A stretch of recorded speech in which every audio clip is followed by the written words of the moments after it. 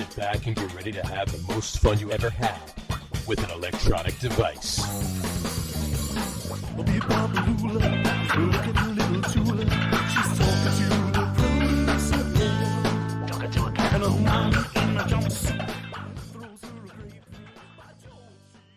All right, everybody, welcome out to the Get On With It Sports Show. It is Wednesday, October the 2nd, 2024. Jersey Johnny coming at you. With me, as always, is none other than Mr. RadioPete and Mr. Harry Lug Nutz. Say hello, gentlemen. Howdy. Did you say gentlemen? I did. I use that term loosely. Oh, well, then hello. All right, there you go. All right. I mean, I very- know I'm a gentleman. Pete, Very maybe. It depends on what the request is. You have a collared shirt on today, and Yeah. you don't look like you're making pizzas. So I would say you're very gentlemanly. So I'm a well, you guys You- gave me crap about my attire the other week. You look I like, didn't. you look I like- didn't. I had to put on the one collared shirt that I own. You look like an offensive line coach from the 1992 New York Jets. Yeah. I'm Bucky, Actually, I'm Bucky Joey Phillips. Fouts. I'm Dan Fouts' older brother. No. Joey Let's Fouts. call it what it is. It's not the 1992 Jets. He's got a teal shirt on. It's from the 96 Jaguars. Yeah. But I'm hoping to get traded to the He Jets. just liked the cap instead of the Jags Yeah. cap. I'm Were hoping the Jags when around in Sal- when- 96? I don't think the when- Jags were when around in Saleh 96. It gets started fired, in I'll- '96. Oh, When okay. Saleh gets fired, I hope 95 I get guys. an interview. Well, Could then be, doesn't Rodgers just become the first player coach since, Sammy Dan Reeves. Baugh? Since on Elway. Yeah, really. Yeah. Pretty much. All right. Although And Elway now, was a pretty good one, though. right? Oh, he was. And now, so I hear something about you we're gonna take 5 minutes while you clean up, or is that? Never mind. I kind of already did. But What's going on here? Did you win some sort of ribbon, or did your horse come in first place? no, that is the results for the over-under. Okay. Excellent. I like to hang it in view so there can be no, Sure. no chance issues. of It's like a ticker. tampering. It's like a ticker tape parade. Pretty much is. Yeah. All right. Well, All righty. So there's let's an agenda of some sort. let's keep this hilarity going, and let's start on with the this week's memes. Let's start. Oh boy. There we go. Let's get going. This week's themes. We got to do a theme for it too, so I could just hit it, the sounder, boom, off it goes. All right. Okay. Why not? I mean, we get through these quick. We get through these. They're pretty funny, but I think maybe, just maybe, Mhm. maybe the memes get traded before 2025. Nah, you gotta Trade the memes for Devontae Adams. You have to start a sports show out without talking about sports at all for at least 10 minutes. Come on, that's not a problem. We can do that. I know. Perhaps the final. Actually, did they announce the Towns trade officially, or no? Maybe that might be the final piece of the puzzle. Throw in some memes. Oh God. There you go. I think All right, it's there we go. official. Yeah. All right. All right. So let's kick these off. Here we go. All right, here we go. The first one is train canceled after squirrels board and refuse to leave. Aggressive rodents cause pandemonium in Surrey as they attack passengers and force route to end prematurely. There you go. Are squirrels rodents? I I believe, guess. I believe they are. I think Robert Klein said they have. They're just rats with a fuzzy tail. They have good PR. Yeah. They do. I They do. store nuts. Yeah, bullshit. You're a rat with a fuzzy tail. Right, exactly. So yeah, they eat anything. They'll just eat Yeah, nuts. where is this that they're calling it? What is the Surrey? definition of a It's rodent? Surrey in Or is that England. the- Oh, is that the name of the town? The town. And yeah, It was either the- it was in Tom Cruise's daughter's caboose. That's what it was. Unless it was I in will Oklahoma. say that- Unless it was in Oklahoma and it was that one car and it had a It's fringe on during top. the high school production of the Right, exactly. of the play. Right. Listen, the word squirrels looks like a very British word, doesn't it? It does. Yeah, It does. it's like It does. squire with an extra R. So Squire S. yes, There you go. All right. Well, pandemonium is a bit strong. Pandemonium is a bit strong, but That's- I like that's- the fact that they refused to leave. Like they asked them politely, and they said, "Nope, we're staying." Yeah, that pandemonium. That's clickbait, Yeah, pretty but it much. worked. It They did. made the show. Made the show. There you Now they've been seen by go. dozens Dozens. more. Exactly. All right. Moving on to the next one. We got, this is pretty good. Clowns for Christ Incorporated, featuring Uncle Bobo and and Aunt Alice. Isn't that Insane Clown Posse? I don't know. With Skipper, the only gospel monkey known. Known. There's others, but we don't know them. but we don't know about them. I think I'm going to stay away from any term called gospel monkey. I think that's the name of the next song off of the next Log album. No, maybe Skipper, but definitely not gospel monkey. Well, then Skipper is a gospel monkey. You can. I do have a new song called Monkey, actually. Believe it or not. There you go. And it's not about what you think, John. Well, listen, you could subtitle the song named Skipper. By the way, if you just look at this and just the name, it looks like an 80s hardcore flyer. Clowns for Christ with special guests Uncle Bob O, Aunt Alice, and Skipper. And they would be performing at the Bethel Community Church. Church. 100%, yeah. In the all-purpose room. That's right. The people at the church were fooled by the name Clowns for Christ. These are all of the bands that opened for Black Flag when they came through town in '85. The church people think it's a it's a show with clowns for the public, and no, it's a bunch of hardcore bands. Skipper became a pre-Minor Threat, pre-Fugazi band. They had members, of Fugazi's road crew, but and they were formerly known as Gospel Monkey, but formerly known as Gospel Monkey, right? Exactly. Yeah, but Uncle Bobo, though, great. Bobo, yeah, that's a pretty good name. And that's not to be confused with Bobo the Clown. Bobo. Right. Uncle Bob O. That's how he. Uncle Bob O. Right. So that Bobo would be no. There was no Uncle nor Bob in the band, but they were great. Uncle Bob. Oh. Yeah. Right. Yeah. I remember they were the only band on the lineup that had a keyboard player. That's true. They were. All right. Moving on to the next one. We have peanut butter flavored peanuts. Is that a peanut with peanut butter inside of it? I don't know.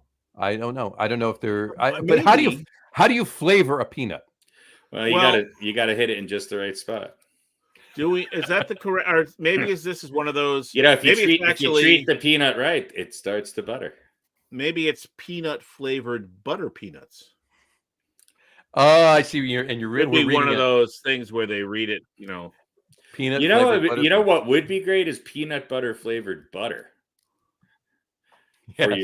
That would. How about how many flavored peanut butter? How many times have you combined butter and peanut butter on an English muffin? And now it comes all in one convenient manufactured spread shed. Right. Yeah. There you go. You can do that. Unless it's peanut butter coated or covered peanuts. That would make sense. Well, I think butter flavored peanut butter, that could be the new, if they bring back Kugel, that could be the new Kugel flavor. Okay. Or peanut butter flavored peanuts or peanut flavored peanut butter. I think flavored butter peanuts. I think we've spent too much time on this. I think we have. So let's move on to the next one. Here we go. We don't have any answers. We just have questions. We're just speculating. Bye Boy Coffee Shop. Well, hey. This is for when you want decaf and regular. That's right. That's right. Yeah. If you're not sure what you want, this is obviously the place to go. Absolutely. Whether it's coffee or a date, just pop on in. Could be either. Have at it. There you go. All right. Well, it's not drawn as much conversation as the peanut butter. Well, Bye Boy Peanut Butter Shop is that's a whole nother thing. Yeah. I like the lettering. I'm sort of. I wish the "bye" and the "boy" were a little closer together. Mm-hmm. It seems like But yeah, and coffee shop. Well, I mean, we back in the day, you called anything a coffee shop. That's true. What I like about this is, you don't, obviously this was Big Boy. Right. but it's like the G went up and it came down pretty quickly because there's no outline. There's no outline or of anything. it. Right? You can't see where it was. You know, things get there and it rusts around it or whatever. It gets and even if it's gets whited out from the sun, and then you take it off and you can still see kind of the outline of the G. Well, and even if it's been down, even if it's been down for a while, it's still going to have an outline because the rest of it's going to be even darker than it was when. Right. You know, exactly. one of the benefits of being a bi boy is you don't have to find the G spot. And with that, on that note, I think we're not going to top that. So let's move on to the next one. There you go. Not that ever really mattered anyway. Yeah, does it though? Really? Yeah, not that you do or would, but you're it's always nice if you do. I mean, big boy. That's also. I mean, that goes right past bi into. Yeah, that kind of leans a different direction. Yeah. The arrow is pointing you. Quite literally. There you go. All right. All right. Moving on to the next one. We have now hiring liver and onions cream pies. I read to do what? Now hiring liver cream and onions pies. Or now liver cream hiring onions pies. Right. What are they hiring to do? Well, I think they're hiring. They also have liver and onions and cream pies. Right, but are they hiring someone specifically for one of those, or maybe let me tell you something. This might not be disassociated from the previous sign. It might have been right below it. It was underneath the bi boy sign. Yeah, you never know. What do you think the interview was like? Hey, can you cook liver? Sure. Can you chop onions? I guess so. Can you make a cream pie? They're full of cream. You're hired, kid. You're hired, kid. There you go. Now we're hiring liver and onions cream pies. All right. That's could be. Now they're only hiring liver, but who knows? I think Harry's right though. This was the banner underneath the bi boy. I think so. Desperately trying to salvage this bit. Yeah, exactly. So I'm gonna move on to the next one. There we go. And for this next one we have tighten the screws, but do not tighten them. I know exactly what that means. Yeah. Right. Tighten the screws, but do not tighten them. Mm-hmm. But then if you turn, it looks like that's page 17 down there. And if you turn to page 18, it says too much. All right. They didn't have enough room for that size font. Yeah, it's just, there was a printing error. It says continued too much. Yeah. This is the official contract of Bi Boy Coffee Shop.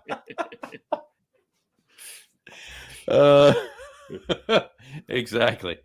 Bi Boy Coffee Shop. I gotta love it. All right. That's an open, so I gotta put that in there.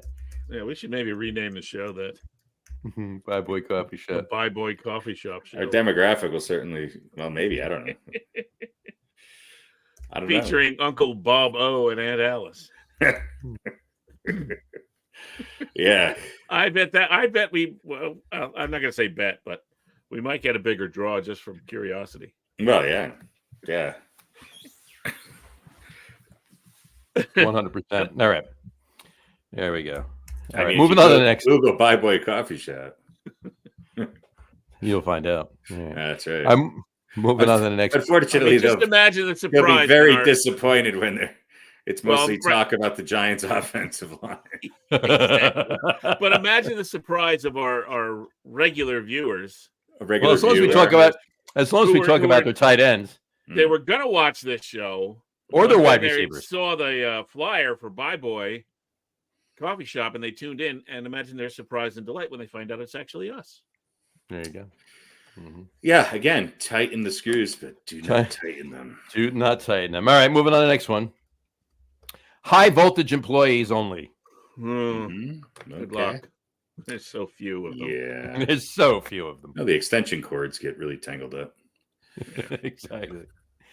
All right, we'll leave that one right there. Next one, all right, is a favorite of mine. If you don't have a lag or pole, I'm assuming it was flag. If you don't have a flag or pole, why not get one in rear? Again, Bi Boy Coffee shop. The arrow will lead you wherever you want to go. There's options. Right. Do you think like they put this up and then the boss went, God damn it, use punctuation. Yeah. Because they Stick a didn't fucking period on there. And They then they're didn't- like, well, there's a space. They and didn't- they just threw it after the word one. Well, what it was is they didn't want anybody coming in the front. They just wanted them coming in the rear. Yeah. Well, yeah. I mean, Which, let's be honest, takes the buy out of Bye Boy. or does it? Well, Yeah. There you yeah. go. Hold all on. right. Hole in one. All right. And we've gotten to the last meme of the night. Thank goodness. All right. I think you're going to like this one. You'll Oh, of appreciate it. course. There you go. We're back to sever you even better. Very good. That's right. Jeffrey Dahmer's Shakey's Shake Shack. Hey. Oh, we're back to sever you even better. I love it. Yeah. Well, it's Well,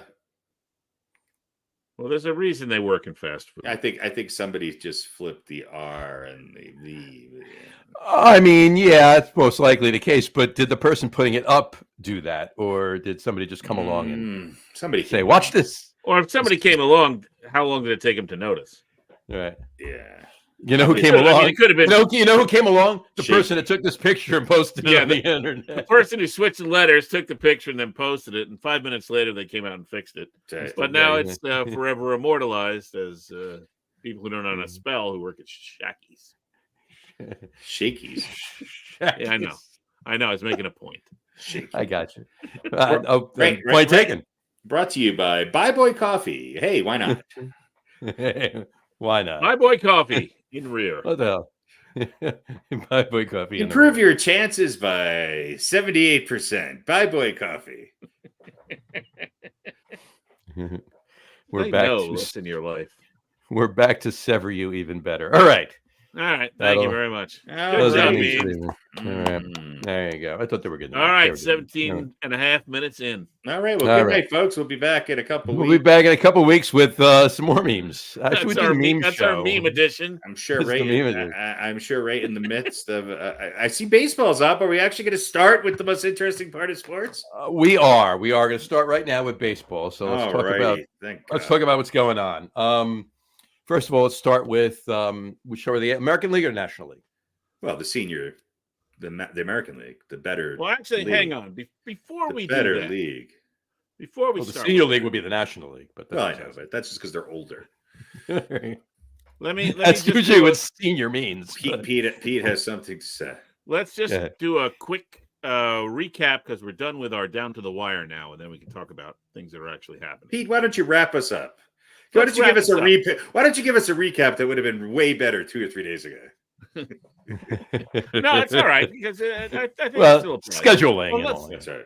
So we had some races that we chose Cheers, whether they were Seth. going to come down to the wire or not. Right. And so we had the Yankees Baltimore. I said Baltimore was going to run away with it, so I was wrong. Mm-hmm. And Yankees clinched the division on the 26th. Mm-hmm. I'm going to get you guys said there's both coming down to the wire. I'm going to say that's a yeah. Mhm. I mean, it's within Yeah, the last they week come of the down to the season. wire. The last week is Not exactly. but- They won by 5 games, but it was a combination of the Yankees finally winning a few series and Baltimore shitting the bed. Yeah, Mhm. exactly. Then we had KC and Minnesota, and we all said that was coming down to the wire, and it did not, Yeah, Mhm. because one team is going to the playoffs and the other is not. that's right. correct. We had Houston and Seattle. Harry had Houston running away with it. They I'm did. going to say that's.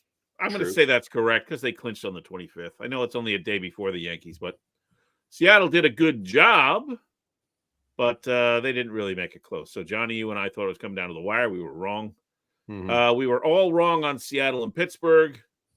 I mean, neither of them made the playoffs, but Pittsburgh was 7 games back. I was doubly wrong because I said Pittsburgh was going to win it outright. I never had Pittsburgh And- making the playoffs.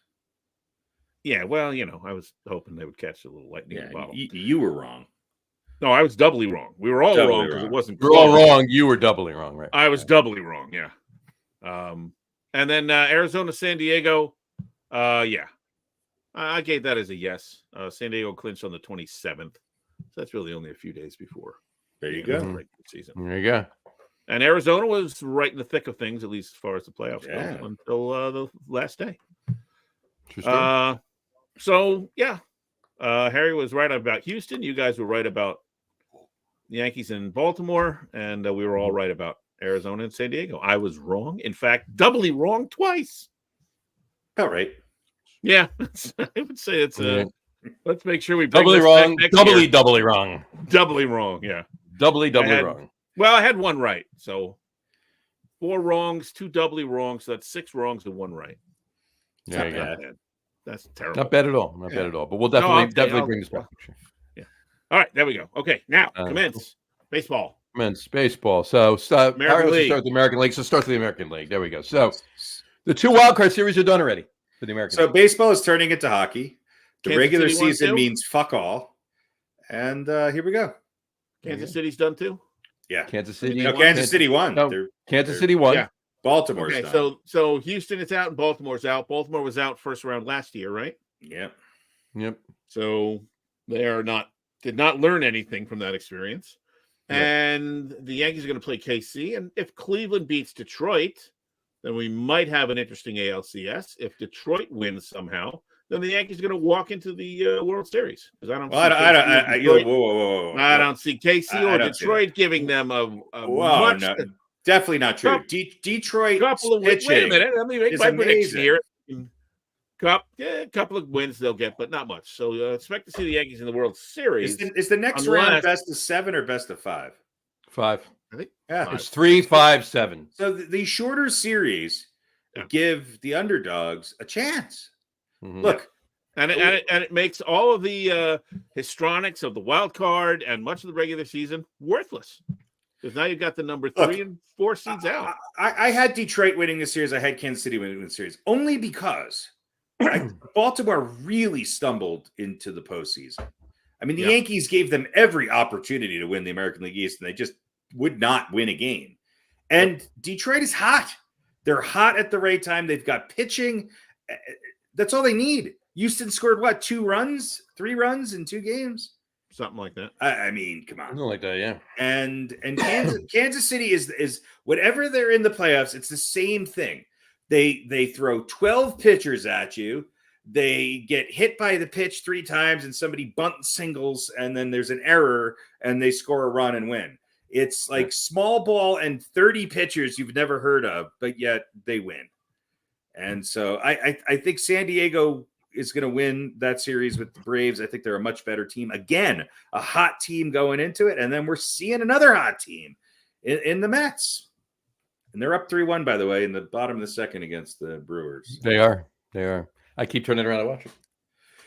Yeah. So, I mean, wouldn't it be great if we had a Detroit, Kansas City, and the National League at least has some bigger market. I mean, nobody's going to complain if the Mets and the Padres play each other. I mean, no. It's right for the Phillies and the Dodgers to blow it too. I mean, in a 5-game series, when you're at home, you've got rest, which sometimes doesn't work in your benefit. Hot pitching is going to win out. And Well, didn't San Diego take out the Mets and then the Dodgers yeah, last year, right? right. So 2 years now ago. LA's 2 years ago. 2 years ago. Yeah. And now I mean- LA is in the same position of having a bye and sitting around and getting rusty. And this is baseball Yeah. is just The Dodgers are kind of getting healthy when they need to, and they're so stacked that it's hard to sort of see them completely imploding. but San Diego's been on a tear. They have the been, second and or third best, right? The Mets were the best since the Phillies kind of All-Star break or June 2nd or whatever it was. limped to the finish line. I'll be honest with you. The team, Yeah. not that I think the Mets are going to run over anybody, but I honestly, to me, the scariest team to face right now in the NL is the Padres. I think the Padres, but look, the Mets are getting The Mets quality the Mets starts can be a Luis Severino in October.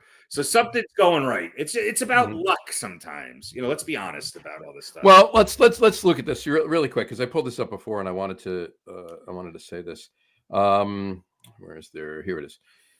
Since June 3rd, all right, the Mets are the best team. Were the best team in baseball, and that's not just the National League; it's all of baseball. Record. The Mets, record-wise, the Mets were 65-37 since June 3rd. And that's not like the last month, like you're just talking September. We're talking 2/3 of the season. They went 65-37. The Astros were the second best team in baseball, and they went 62-39. And they started out horrible, and much like the Mets, and they're bounced. Right. So with the much, but the Padres are right behind them at 61-39. Right. So yeah. So look, you guys were down on your Mets. I understand why. You're Mets fans. I get it. I had the Mets making the playoffs. I had the Mets battling the Yankees for the record. Now that didn't happen because the Mets sort of skidded the last 2 weeks before the end of the season, but they turned it on. They won a big game. Lindor hit a big home run. They beat the Braves, and they turned around and handed the Braves a gimme to get them into the playoffs. So I don't know. The Mets, to me,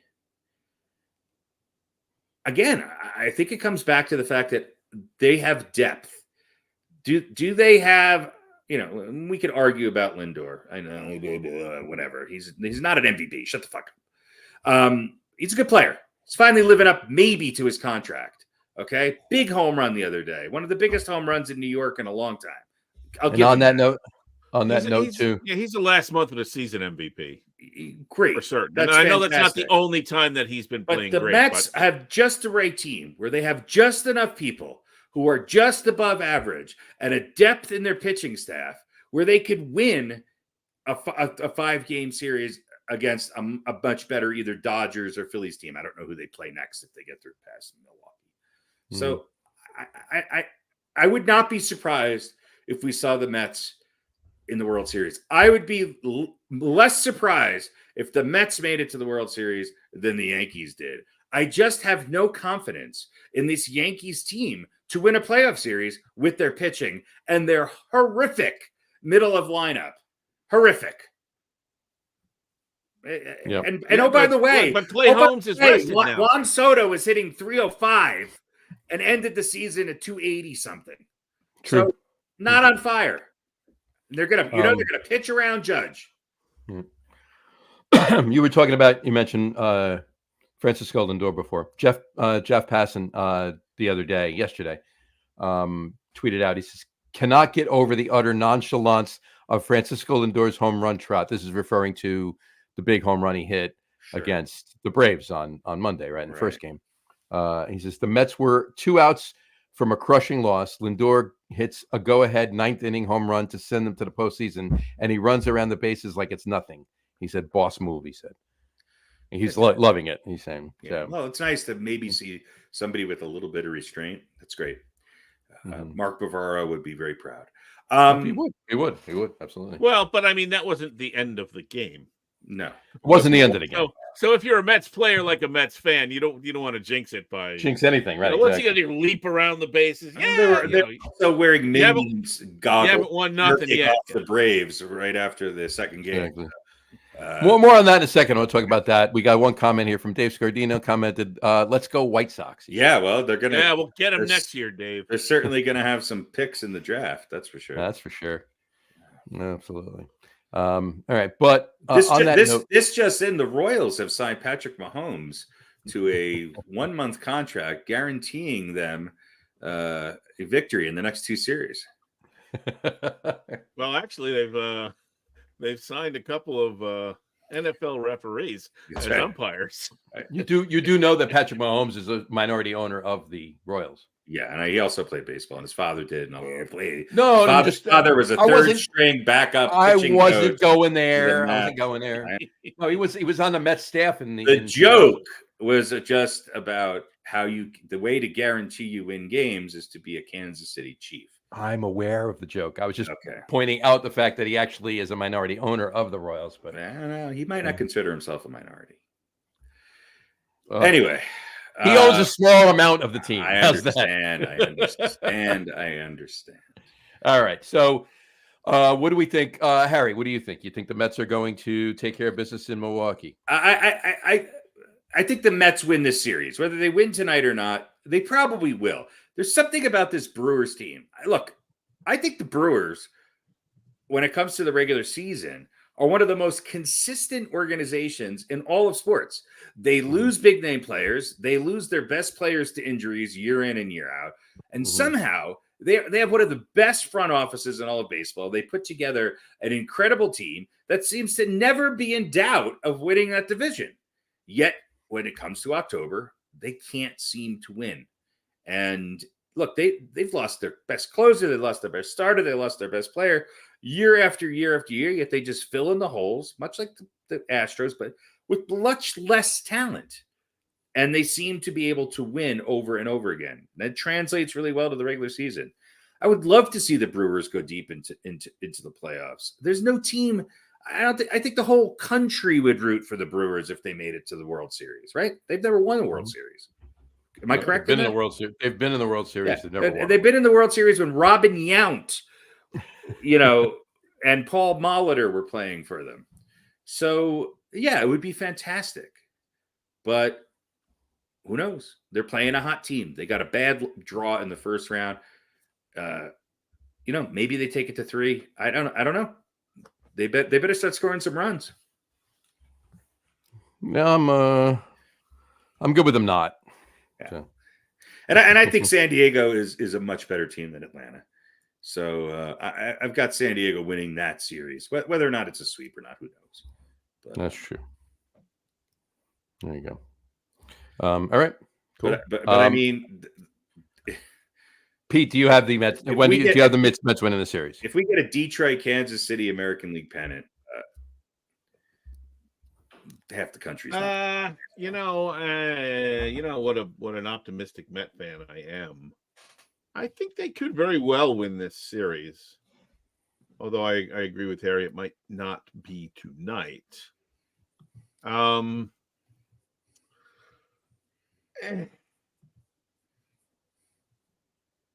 just really don't know that much about Milwaukee. So, you know what? Yeah. No. Milwaukee's going to win. Look at you.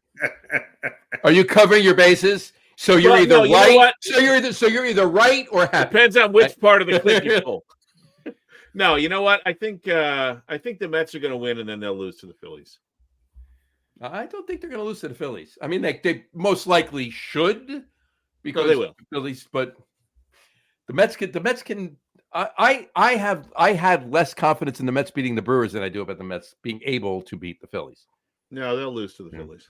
Yeah, well, we'll see what happens, but I think San Diego will beat the Braves. Well, it's a stepping stone. If they can beat the Brewers, if they can win a series and then get to the NLDS, it's a stepping stone. It's the best thing they've done in the last 9 years, right? Since they've been to the series.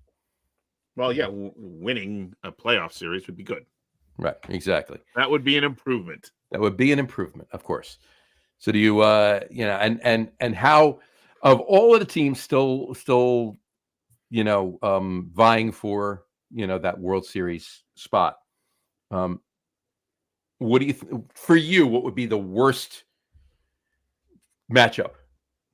If the Mets were to make the World Series, what would be the worst matchup for them? The Yankees, the Guardians, the Tigers, or the Royals?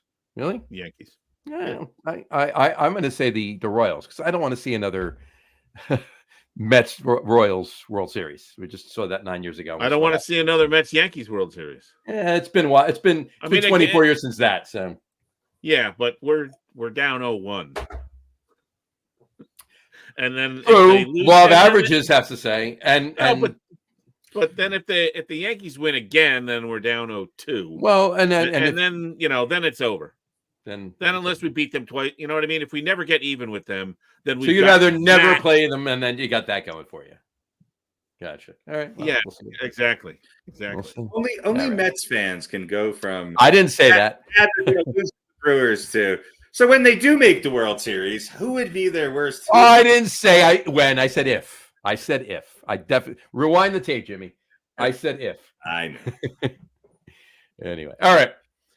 Any predictions for the rest of the at least this wild card round? I mean, If Detroit I think beats we've basically Cleveland, made it, right? if Detroit beats Cleveland, then the Yankees will be in the World Series.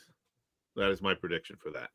So the only team that's going to give the Yankees a run for their money would be the Guardians. Would be the Guardians, yeah. Gotcha. And Other the than Mets, that, I think, will beat Milwaukee, and they'll lose to the Phillies. And I think the Dodgers will beat San Diego this year. so you're predicting a Yankees Dodgers World Series. 1977 calls. They want their World Series back. Well, listen, Dodgers still have to get by the Phillies. 1980. 1981. 81. 81, yeah. And that was and the only reason the Dodgers won that one was because it was a strike shortened season. So that's right. You know, Dodgers only win World Series in shortened seasons or when they beat the Mets in the NLCS. Well, listen, Dodgers would still have to get by the Phillies in my scenario. So I know everybody's counting them out, but didn't that happen a couple of years ago? And I think San Diego is the team to beat in the National League. I hope I'm wrong. That way. I love San Diego, but all right, we shall see. We shall see. Enough of this crap. Enough of baseball. Let's move on to. All right, wait a minute. Let's talk about one other thing. This might not be a big deal. Is it baseball? Let's talk. Yeah, it's baseball. All right. That baseball background back up. I didn't even turn it yet. No. Oh, that is baseball. Okay. So, there's a squash court. You know me. I like to piss and moan about stupid little things and all that. Blah blah blah. Mm-hmm. Mm-hmm. Has anyone noticed the advertising on the helmets? Because I really haven't. I haven't really been paying attention, but now, has anybody noticed the? Has anybody logo? Been smart enough to put Hellmann's on the helmet? The German company Strauss and the ostrich. Yeah, I've seen logo on the helmet. Yeah. I thought when I read this, oh man, they've already got the arm patches on the majority of the teams, which it just makes me think of like the Bad News Bears, or whatever, with the Chico's bail bonds on the back. But I thought this would really bother me. I didn't even really know. I mean, I noticed it, but didn't really. I didn't know. I think the advertisements should be based on how good the pitcher is. So, like, if a TV show is really popular, you get the better advertisements and the rates go up. So, like, if Aaron Judge is up, you're going to get a top-notch company sponsored on his helmet. But Giancarlo Stanton, not so much. So could they have like a thing where you slip? One would be Mercedes. The other one's going to be Kia. Could be like a nameplate where you slip a different thing in the helmet.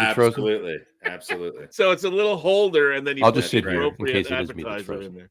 Yeah, you're not frozen. No, you're good. You're fine. All right, you're fine. So it wasn't. It was just me that you two froze for. I thought you were talking to somebody else. I didn't know what was going on. I thought you were asking Jess if the meat was frozen. Is the meat frozen? It's frozen. There you go. Anyway, woman, it's frozen. I missed it. I should be the one who's the most upset about this. I think amongst the three of us, but it doesn't really bother me. Why would you be the most upset? Because you're against advertising.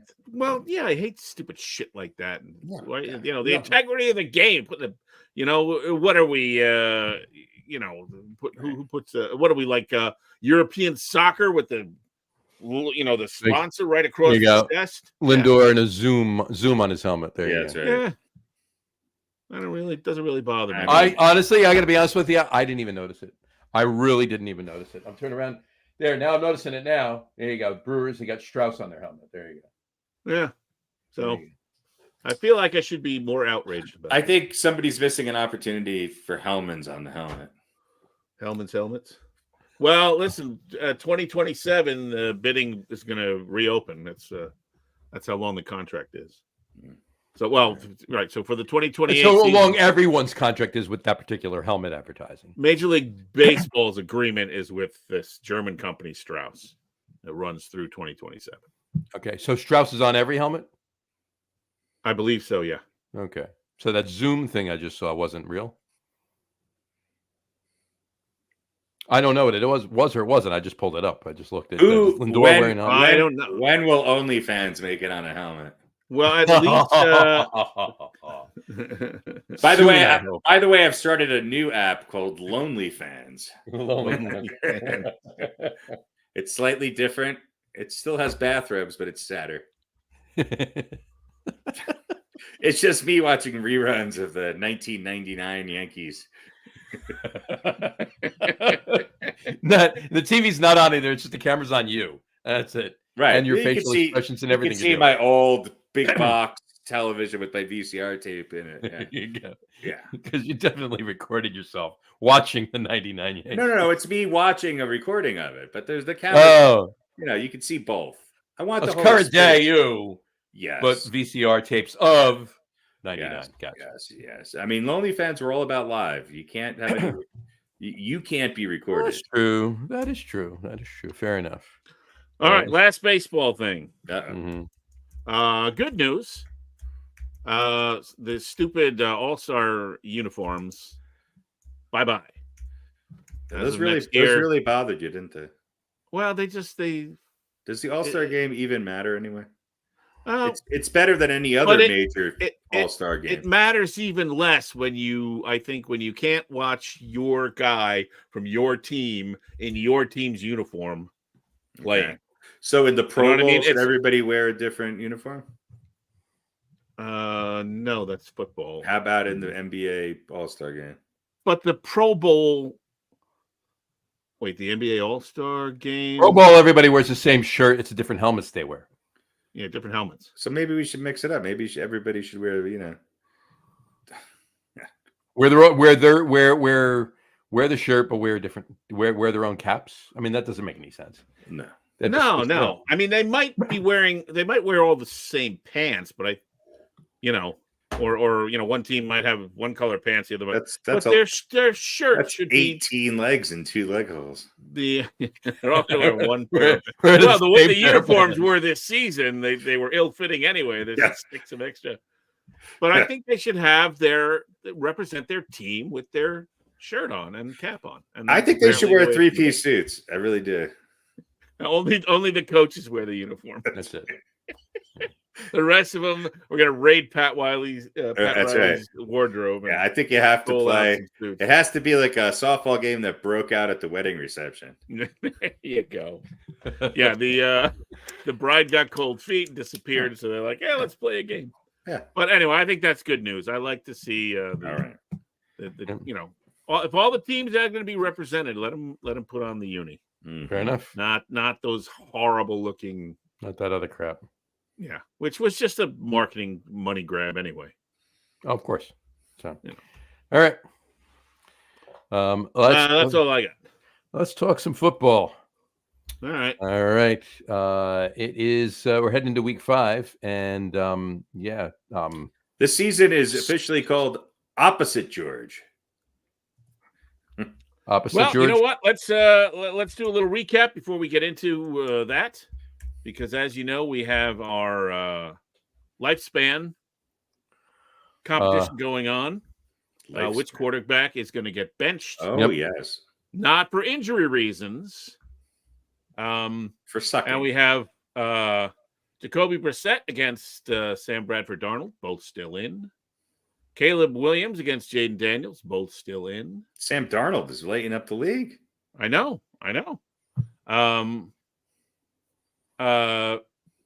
Daniel Jones and Bo Nix, both still in. And then this is the one I need your guys' opinion on. It's Kirk Cousins and Russell Wilson. Now, Wilson supposedly has a calf. Yes, and a calf strain, I believe it is. He's got 2 of them. And so Justin Fields has gotten the start. Little one. Right. Short, little tiny horns with ears. Yeah. So here's my question to you. Now, we picked Cousins. We all picked Cousins to stay as the first of these 2 to get booted. Well, we figured that because of the because of them drafting Penix. Yeah. Really? Okay. Yeah, we said that. Yeah, I believe. So your question is? Oh no. I think I had Russell Wilson going out before Kirk Cousins. No, we all had Cousins. Really? Because I'm looking at the others. You had Daniel Jones, and John and I had Bo Nix going first. And there's no way you would have said Bo Nix is going out before Daniel Jones. No way. Mm-hmm. So, yeah, so we all picked Cousins to go first. Okay. But here's the thing. We're going into week 5, and supposedly Russell Wilson's going to get more snaps this year or this week in practice. Yeah, but they keep winning. They keep winning ugly with Fields. Yeah, although they did lose last week. But so my question is, and you think about this. So I'm not proposing it yet, but I'm proposing if Russell Wilson doesn't come back by week 6, can we say that's like? Do we give him the boot, or do we just qualify him for injury? Or do we just say, well, that's where we are now, right? He never started a game. He was declared. He was named the starter, right? But because he was injured, he has not played a game yet. So that's my question. I need you guys to think about. What I'm going to say is, if the Steelers lose 2 more games, and Russell Wilson is healthy and not named quarterback, then yes, he can be marked as a catastrophe.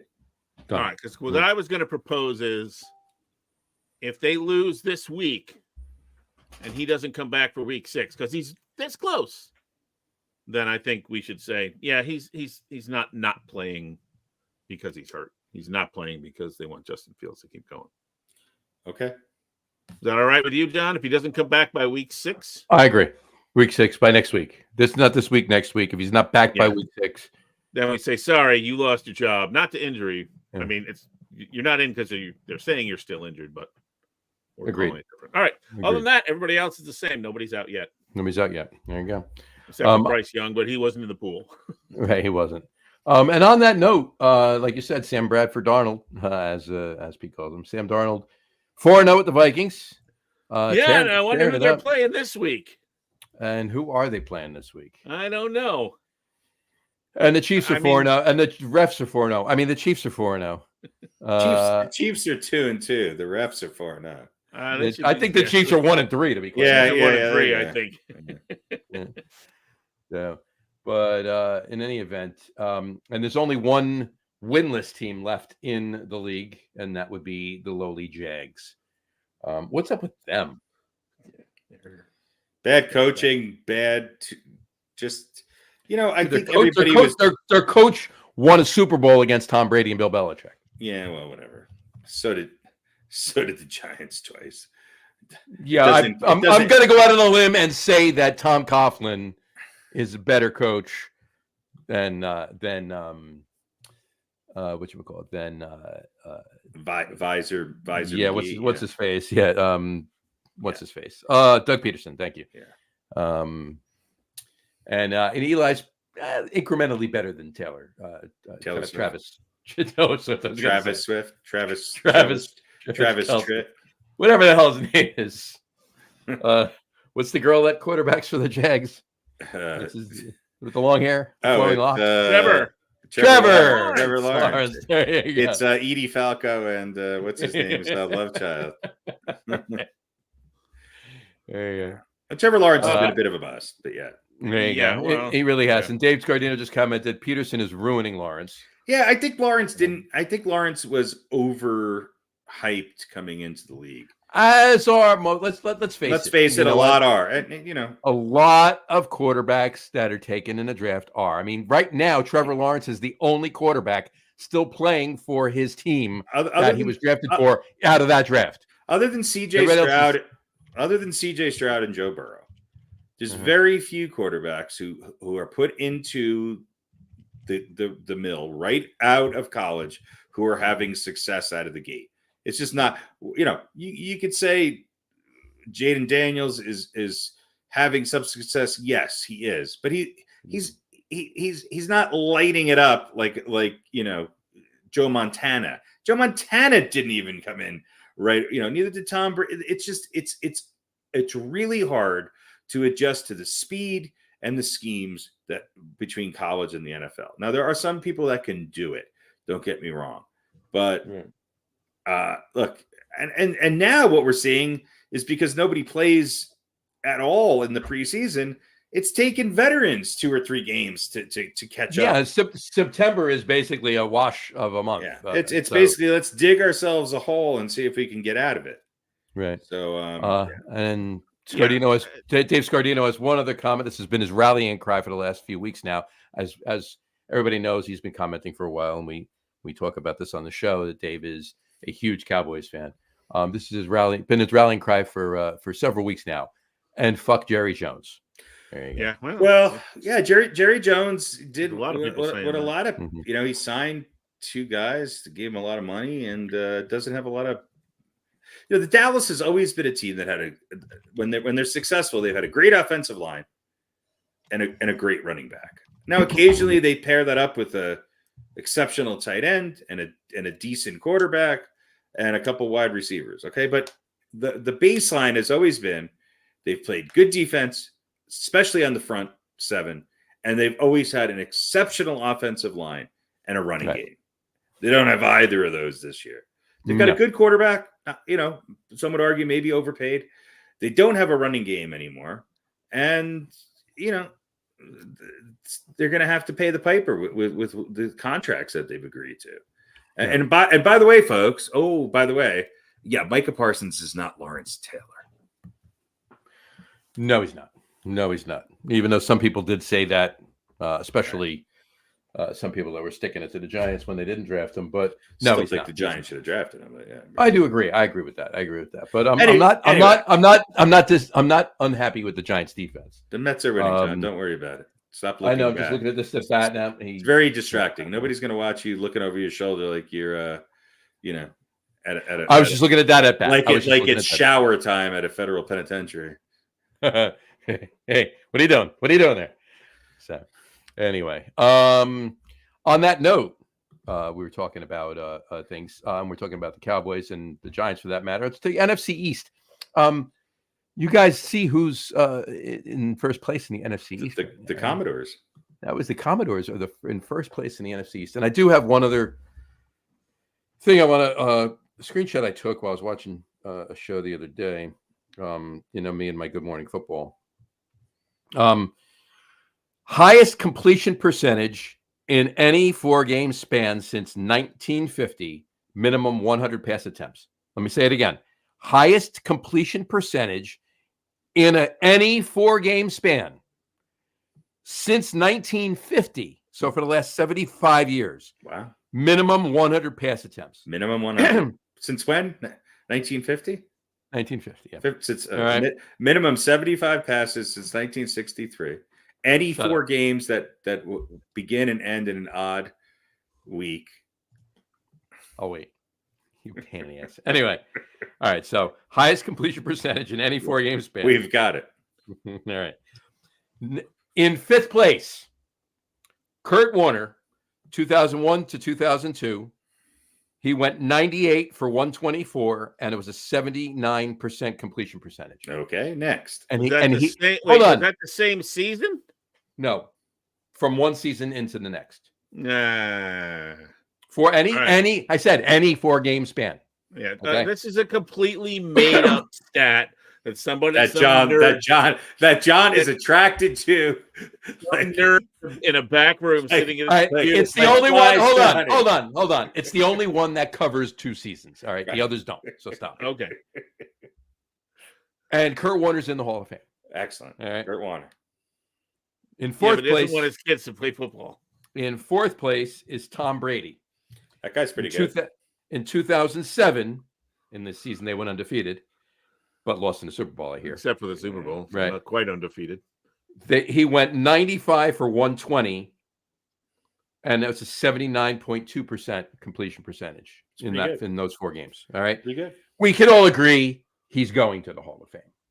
All right. Well, for broadcasting, definitely. Of course. Right. In 3rd place is Drew Brees. In 2017, he went and this is in a 4-game span, mind you. He went 126 for 159 in 4 games. Yeah. 40 times a game for 4 games. All right. Yeah, exactly. He threw 40 times a game, right? That's a 70 again, 79.2. We got to get back to 1950s. I'm thinking Norm Van Brocken's going to come in here at some point. You Norm thinking Van that? Brocken was 6 for 9. That's third. That's season third place. 6 for 7. We can agree. He's going to Hall of Fame. Yes, All Norm right. Van Brocken is already in there. Right. In second place is Peyton Manning. Oh, In 2008, he went 90 for 110. That's an 81.8% completion percentage. that's pretty good. Still, Right. that's no 159. And he's in the Hall of Fame. How did he do in his next 49 attempts? I'm not sure. Right. Listen, Yeah. in first place, all right, this particular quarterback went 87 for 106, and he had an 82.1% completion percentage. Fucking Jaden Daniels this year in the first 4 games he's played in the league. All right. Do you think, based on what I said and based on that, do you think that Washington has struck gold in this particular quarterback? He needs to learn how to get the fuck down and get out of bounds. Weighs, I think, 87 pounds, and I worry about him. Yeah. Well, that's the other thing too. Of those 5 quarterbacks, he's clearly the most mobile too. I would also probably guess that the total yardage out of all of those quarterbacks you mentioned in those same passing spans is probably the lowest with Jaden Daniels, because many of his completions are for 3 yards. Well, yeah, I mean, this doesn't say how far those went for, how many touchdowns those went for, or anything like that. I like him. I liked him. This is not crowning him the king of everyone. No. This is not by any means doing that. All I'm saying is that he's above in any 4-game span since 1950. So this isn't. Yeah, I mean, you could manipulate. And he could not score a touchdown against the lowly New York Giants. You're absolutely right. But still, it does speak about, and because again, this is the first 4 games he's ever played. Look, I'm not a Washington fan by any means. I'm not necessarily a Jaden Daniels fan by any means. I like him. I would have liked to have seen him on the Giants, to be quite honest with you. Somebody else said that. I did too. We were in agreement with that. Absolutely.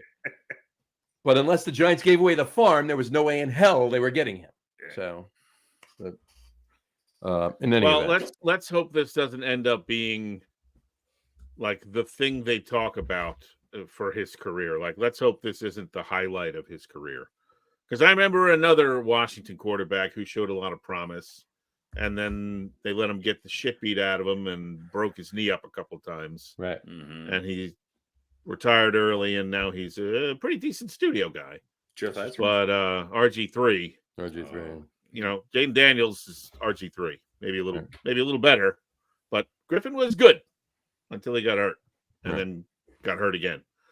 Hopefully they won't do that to him, to Daniels, but it's 4 games. I don't think they're trying to do it. He's had 4 really good games, but that's all it really means. I don't think Washington is game planning and running him as much as I just think he needs to learn, like, dude, get out of bounds, get down, he needs to protect himself. Yeah, he needs to protect himself, and he'll get hit, and hopefully, he'll probably get his bell rung. Hopefully, not concussion rung, but he'll maybe take a big hit and go, "Oh, geez, maybe I don't want to get that extra yard."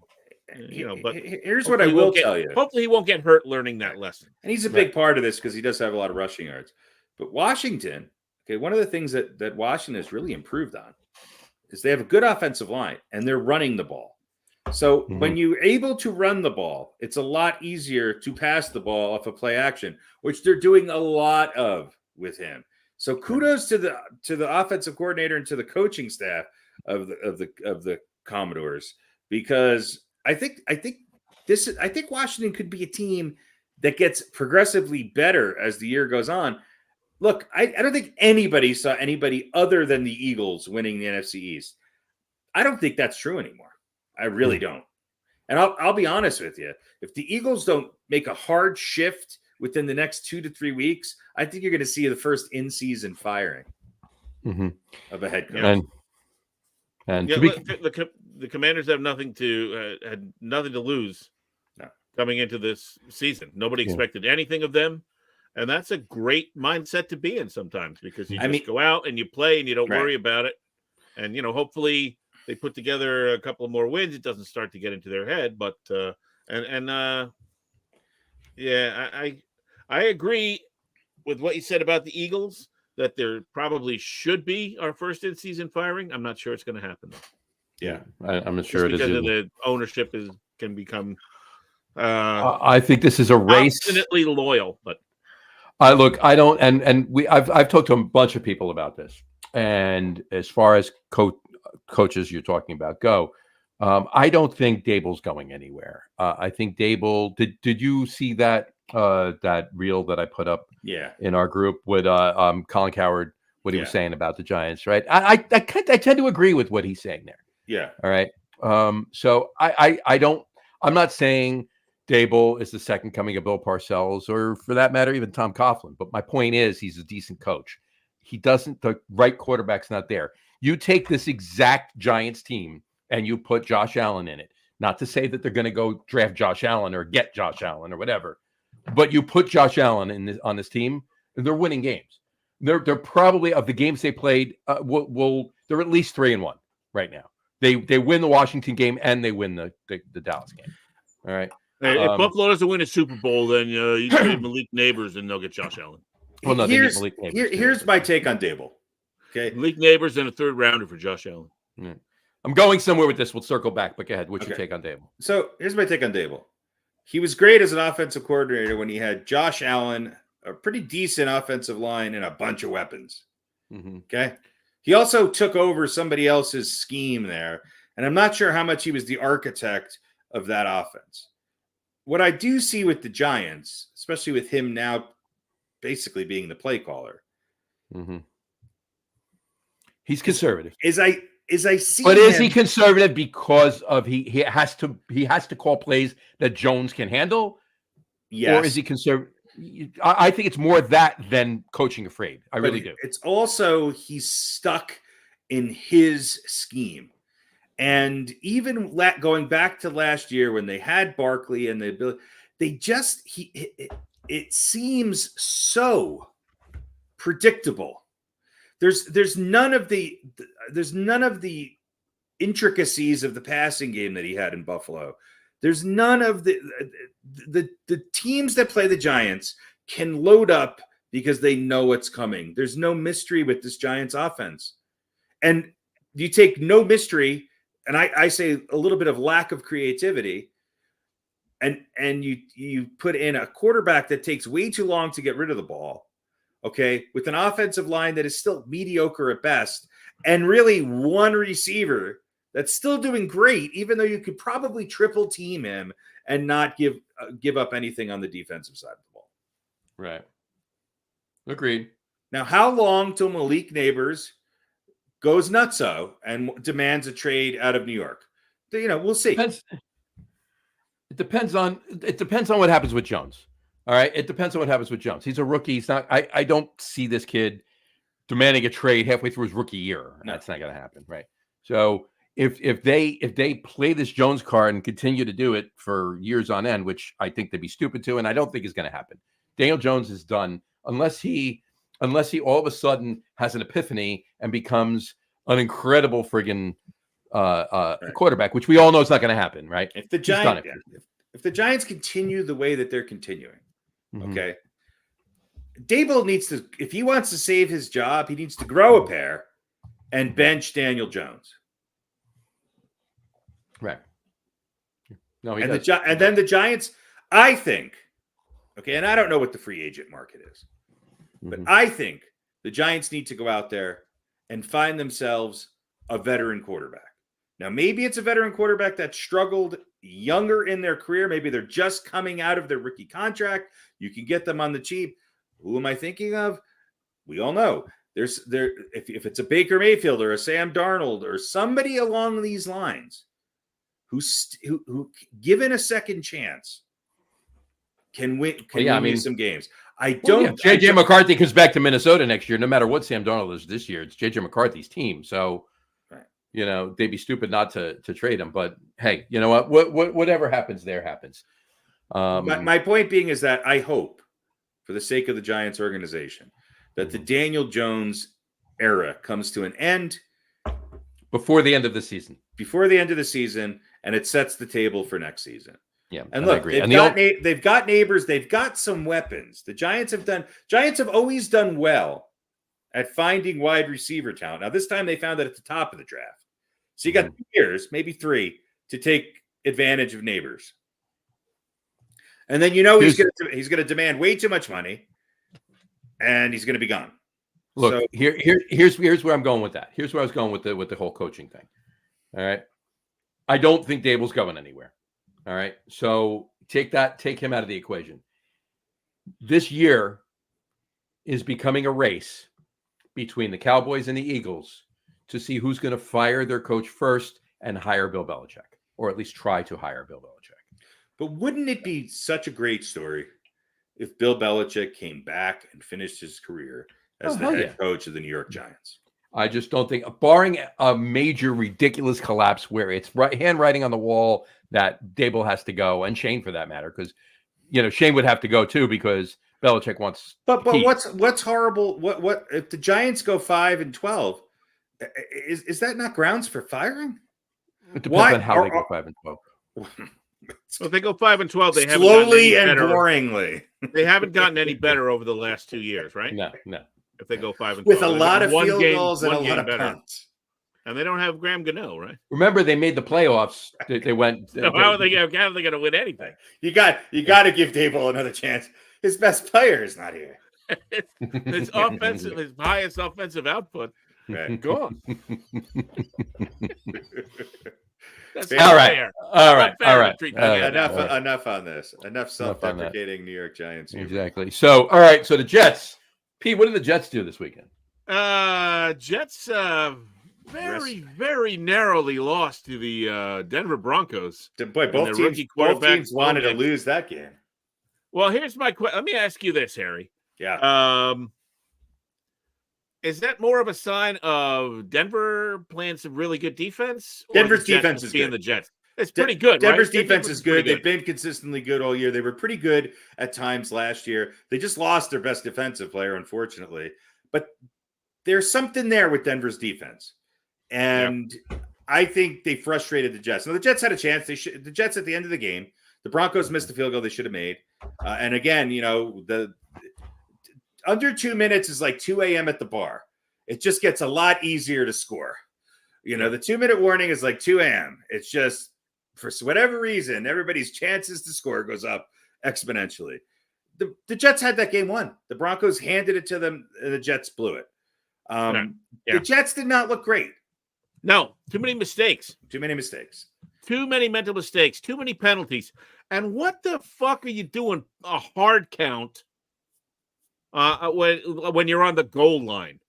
What are you going to get out of that? Right. Half the distance of the goal, you're going to move the ball forward 6 inches, and then instead you're getting the false start. I mean, just sloppy. It's the same thing. It is. And the Jets. I'm trying not to get too down on Robert Saleh, but this is more of the same shit. Clock management, lots of penalties, sloppy. Sloppy. Roger said it best, unfocused. We were not focused. They absolutely were not. I agree with everything you said. Rogers did what he – wait, one more thing. Rogers did what he did. He made some great throws, and he missed some that he should have. Right. And that's what he is. That's what he's going to do now. He's going to make some of those plays, and you go, that's Rogers from 5 years ago. But he's going to miss some easy ones too, and they're not playing well enough that he can afford to do that. Here's one thing that one takeaway. The Broncos' offense is pretty anemic. But the Jets' defense did look pretty good. Obviously, the weather conditions had a lot to do with that. Here's my one takeaway from watching each of the Jets' games this year. In only one game did the rhythm of the offense look to be in sync. In the other games, they looked atrociously out of sync, out of practice, like they don't know the plays and they don't know what they're doing together. And that goes back to coaching. And I'm going to say this. I was never high on Saleh. I think he's a good I think he make a fine defensive coordinator. And I'm not. He was a pretty good defensive coordinator. Was pretty good. It still could be. Okay. I'm also not the biggest fan of Nathaniel Hackett. Okay. I know he's Aaron Rodgers' buddy, but I think the Jets are actually the one team, with the exception of maybe the Philadelphia Eagles, who are playing woefully below their talent level. Right. Woefully. Oh, They had one game where they looked good. One game where they looked good, and they didn't necessarily put it out of reach the way they should have. Nope. And they still close. They needed a goal line stand to win that game. And in the 3 other games, they looked like worse than a preseason team on both sides of the ball. Right. Yeah. Worse than the Giants. Worse than the Panthers. They look disassembled. And the guy who's bailing them out offensively is Mike Williams. Right. You know, Rodgers and Wilson, the good Wilson, they don't have a good rapport yet. Right. And Hackett, can you do something besides run off tackle first down? Right. Can you do something? I mean, look, I'll just say this. It's 1st and goal at the 1. I don't care if you get stuffed the first 2 times. Punch it in. Try and punch it in the next 2 plays. And then if you get stuffed and you can't get it 1 yard in 4 plays, I can live with that. Don't run and get stuffed twice and then throw the ball. And the offensive line is not giving Aaron Rodgers great protection. No. A little bit better than they gave anybody last year. But they're not great. He's running around and he's getting sacked, and we saw that right at the end of the game, of course. But at 1st and goal from the 1, 4 tries at punching it in. Yeah.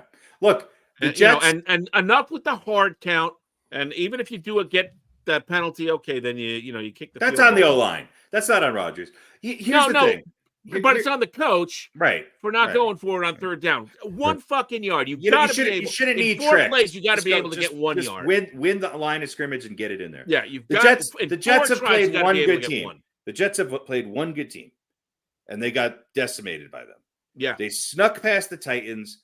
They beat the Patriots, but the Patriots are not a good team. Let's be honest.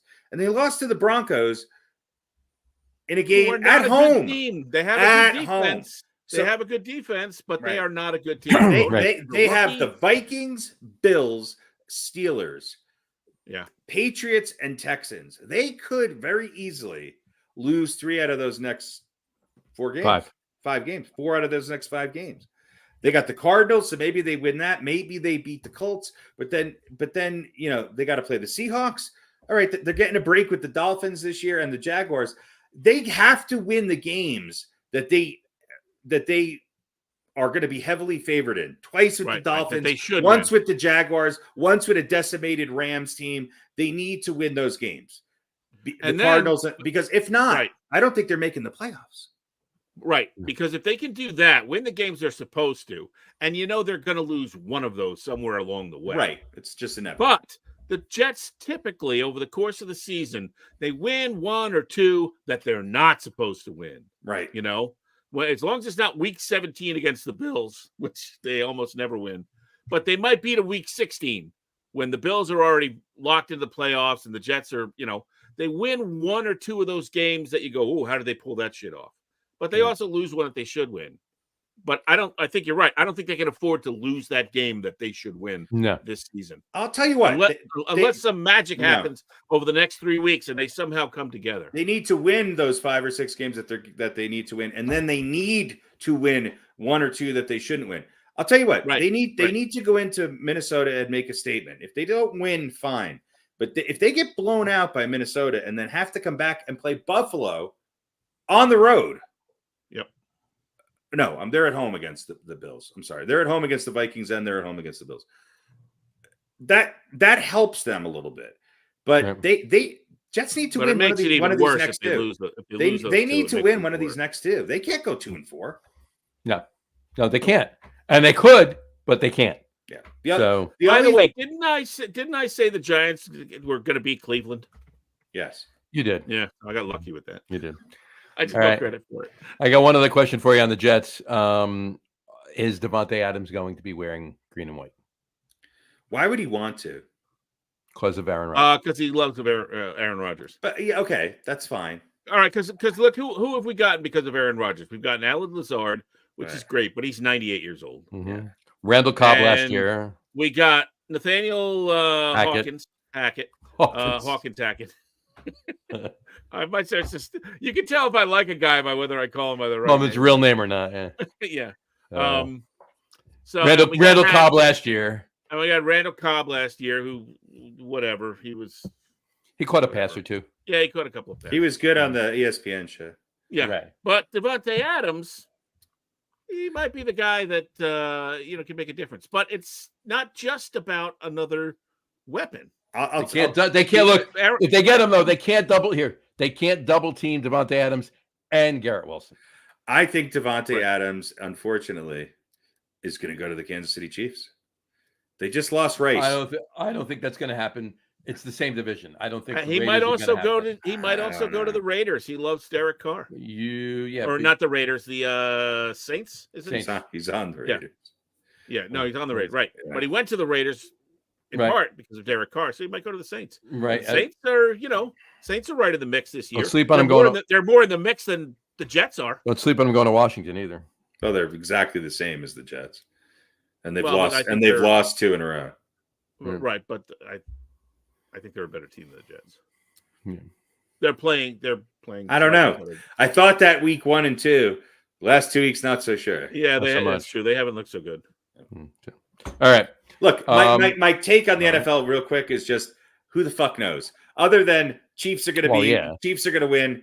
Look, Minnesota's not going to stay the hottest team in football. I mean, maybe something crazy will happen.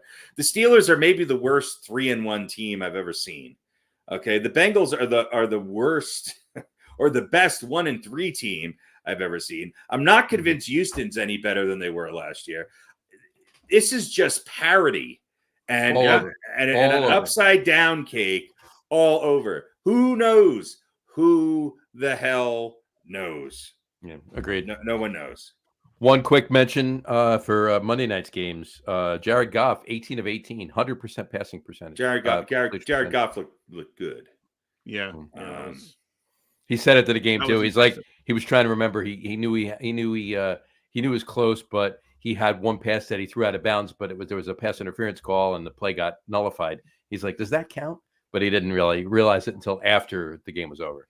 Yeah. But well, look, big good for him. It's hard not to big convincing win for the Lions.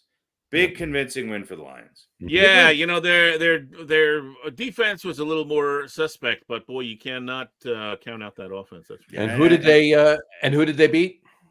They beat Seattle. They beat Seattle. Who does Seattle play this week? Yeah, very good. They're home against the Giants, which is which made one of my 2 choices for my picks this week very easily. Yeah. They're gonna be fired up. Seattle's confusing to me. Okay. I sort of like them. Again, if you were to tell me if I just watched them play and didn't see the scores or the weird, sort of fumble recovery, scoop up things and all of that, and I just watched Seattle play, I would never be convinced they were a 3-1 team.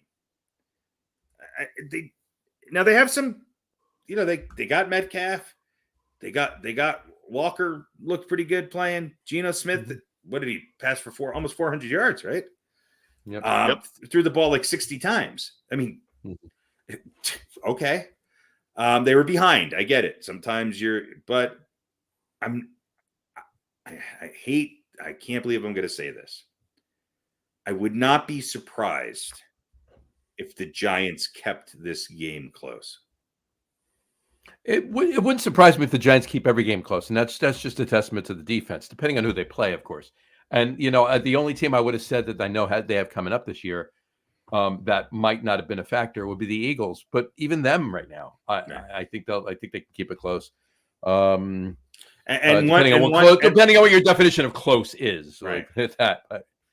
But yeah, I agree with you, but I don't think that is going to be another. I think the Giants are going to be 1-4 after this weekend.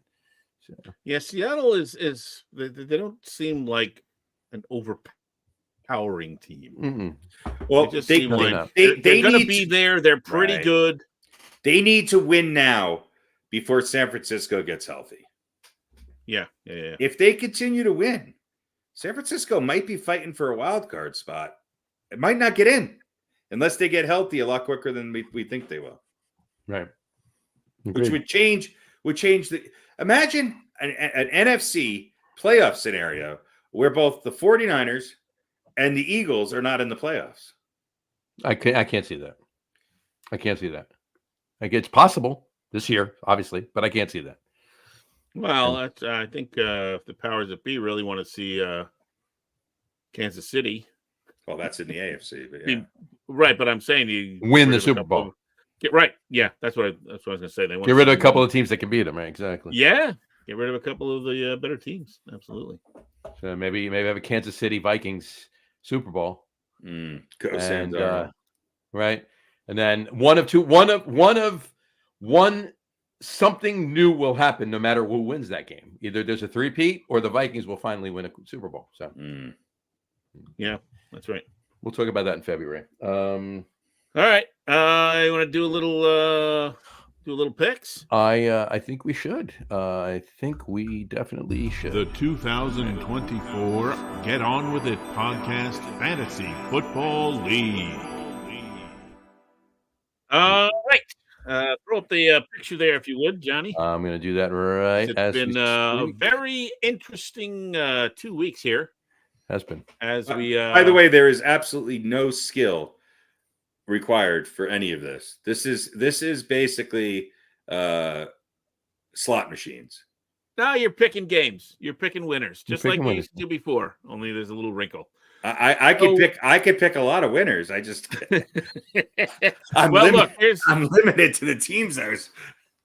Yes, that's what makes it sort of interesting. But anyway, so last week we had Johnny beating the coin and me beating Harry.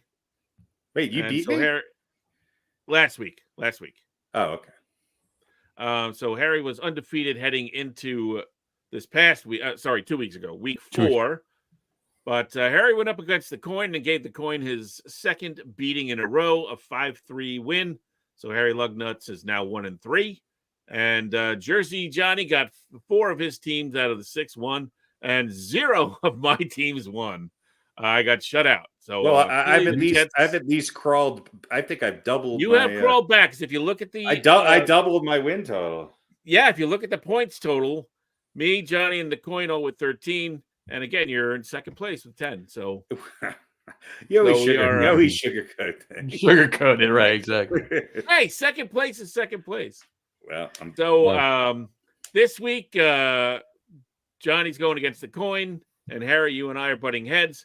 And because the bye weeks start this week, Philly and Tennessee on my team, and that are the out. Clippers and Detroit on the coins team are all off for the week. So it made our picks very easy, because we only have 8 teams and 6 of them going. And it made my picks really easy too, because I have Miami and Jacksonville. Yeah, that's you're looking at. But if you look at the coin, Cleveland dropped to number 30. The Raiders moved up to number 23 from number 30 last week, and Cleveland dropped from 28 to 30. So I think you should put the power rankings on all of our teams. You think so? Yeah. All right. I will modify that, and that'll make me even sadder about where I stand. well, I don't know, man. Listen, you maybe look, had I played Baltimore this week, I would have been 6-0. You would have been 6-0, yeah. But look, Baltimore is still a good team. Cincinnati has had hard luck. I think they're still a good team. Tampa Bay is a sleeper for you. Minnesota, again, they're not going to go undefeated, but they're going to probably. Hey, look, I am guaranteed 2 points this week. But you've got teams playing against each other, yeah. And Johnny, last week, week 3, you smoked me. I did. We had 2 games going against each other head to head, and by the way, unless some weird bye week trouble happens, unless notified otherwise, this is my lineup moving forward. Well, I think we've got bye weeks. This week, week 6 and 7. I think week 8, there's no buys. I don't think anybody has two worse teams than Miami and Jacksonville. Well, I was high on Miami, but then they got injuries. Well, listen, Tua's coming back. I think week 8 or 7 or 8 is the earliest he can come back. You really think he's going to come back?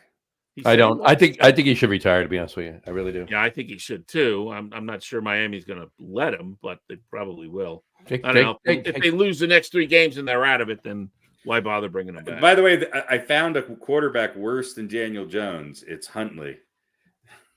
Oh yeah, he's bad. He's pretty bad. He's pretty. So bad. Anyway, as far as the standings go, Johnny's 3-1. Me and the Coin are 2-2. Harry's 1-3. So everybody's still, within a game. Hey, look, I'm the Cincinnati Bengals of fantasy football this year. Well, look, if you win this week against the Coin and I lose, 2-2, we'll both be 2-3. I'll be 2-3. I mean, yeah, there you go. And the Coin will be 3-2, and John will be 4-1. I predict that all I want to do is have more wins than the Giants, and it's going to be tough. This is true. This is very true. So that's my internal little game that I'm playing. Who will have more wins, me or the Giants? Right now, the Giants are up in Vegas. That's true. That's true. So anyway, that's our fantasy football league, and we'll keep you updated. So they're still close. It's close because of the head-to-head matchups. Right. On points too, actually. That's true. And by the way, we talked about that. If you look at my teams for this week, I made it easy. I'm not picking the Giants to win on the road in Seattle after Seattle played a decent game. Well, maybe not the first quarter, but other than that, a decent game after that, and obviously and got beaten by the Lions, but I'm not taking the Cardinals to beat the 49ers that have been reeling in San Francisco. So that made it easy. So those are my picks. So yeah, this was really, like I said, I have 2 on a bye week, so they're out. Watch both of them win. Watch both of them win in all 6 of my teams. Put that back up again. Put up the. Yeah, sure. So here's what's fascinating to me about looking at this is that you could argue that John has the number 1 and number 2 team in the AFC in Kansas City and Houston. I think right now that's a good argument. Okay. Green Bay, they're going to win 10, 11, 12 games, especially with, once they figure out their quarterback. I'm not sure Jordan Love is necessarily their best option at quarterback. The Bears are overperforming. Okay. But they're going to be probably a 500 team. And then you got to make some tough decisions with Arizona, Indianapolis, the Giants, and New England. All right, the Coin could have the top 2 teams in the NFC. It's San Francisco and Detroit. Yeah. Okay. Well, and by the way, Detroit was their 2nd round pick. Right. So it was number 8. We all let Detroit go through to number 8. Yeah. And they've got Dallas, which is slid. The Clippers, who I don't know what the Clippers are. They looked don't really know yet. We don't know. Nobody really knows. And Seattle. No. By the way, the Coin picked 4th, right? The Coin picked last. No, the Coin picked first. I picked first. You're right. Detroit went to number 8 then. Yeah, because it was based look at our 2nd round picks. Yeah. Green Bay, Cincinnati, and the fucking Jets. Yeah. Those are our 2nd round picks. Pete probably made the biggest mistake. Pete bought in. Pete bought in. Yeah. And I'm not looking good. As any good Jet fan did, right? Yeah. So. Yeah, I mean, look, Green Bay with Jordan Love is a better team. My saving grace. Green Bay, right. San Francisco, Detroit, Baltimore, Cincinnati, who should both be better than they are, and Philly and the Jets, who are. Well, what I'm saying is John and the Coin are good up top. They've got solid, maybe 2 best teams in each division. Right. I'm getting lucky with the fact that I picked Minnesota and Tampa. And Pete's got to hope that Philly and Buffalo, obviously Buffalo was a strong pick. He's getting good production from you picked Minnesota last. I know. Yeah. No. Who'd have thought it? Well, and I picked Washington last. I picked Minnesota ahead of Denver, and I picked them ahead of Jacksonville. I didn't pick Minnesota last. Yeah. I think I picked Minnesota like 1, 2, 3, fourth or fifth. Yeah, fair enough. Yeah. Let me see. I was not excited about Jacksonville and Denver. No, I don't think so. I think they were your last pick. Really? How are they around that long? I guess nobody thought they'd win anything. Nobody thought they were going to be good. I mean, it was Sam fucking Darnold. Is their quarterback? JJ McCarthy had already tore his ACL. Mm. And it was Sam Darnold that was going up. So we were figuring that was my any hope of me having any success rides on Baker Mayfield and Sam Darnold. What could go wrong?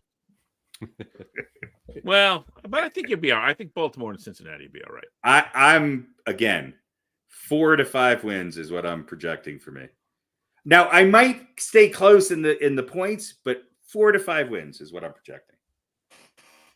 There you go. We're gonna see if I outwin the Giants or not. We'll see. No, I think you're going to do better than that. I don't.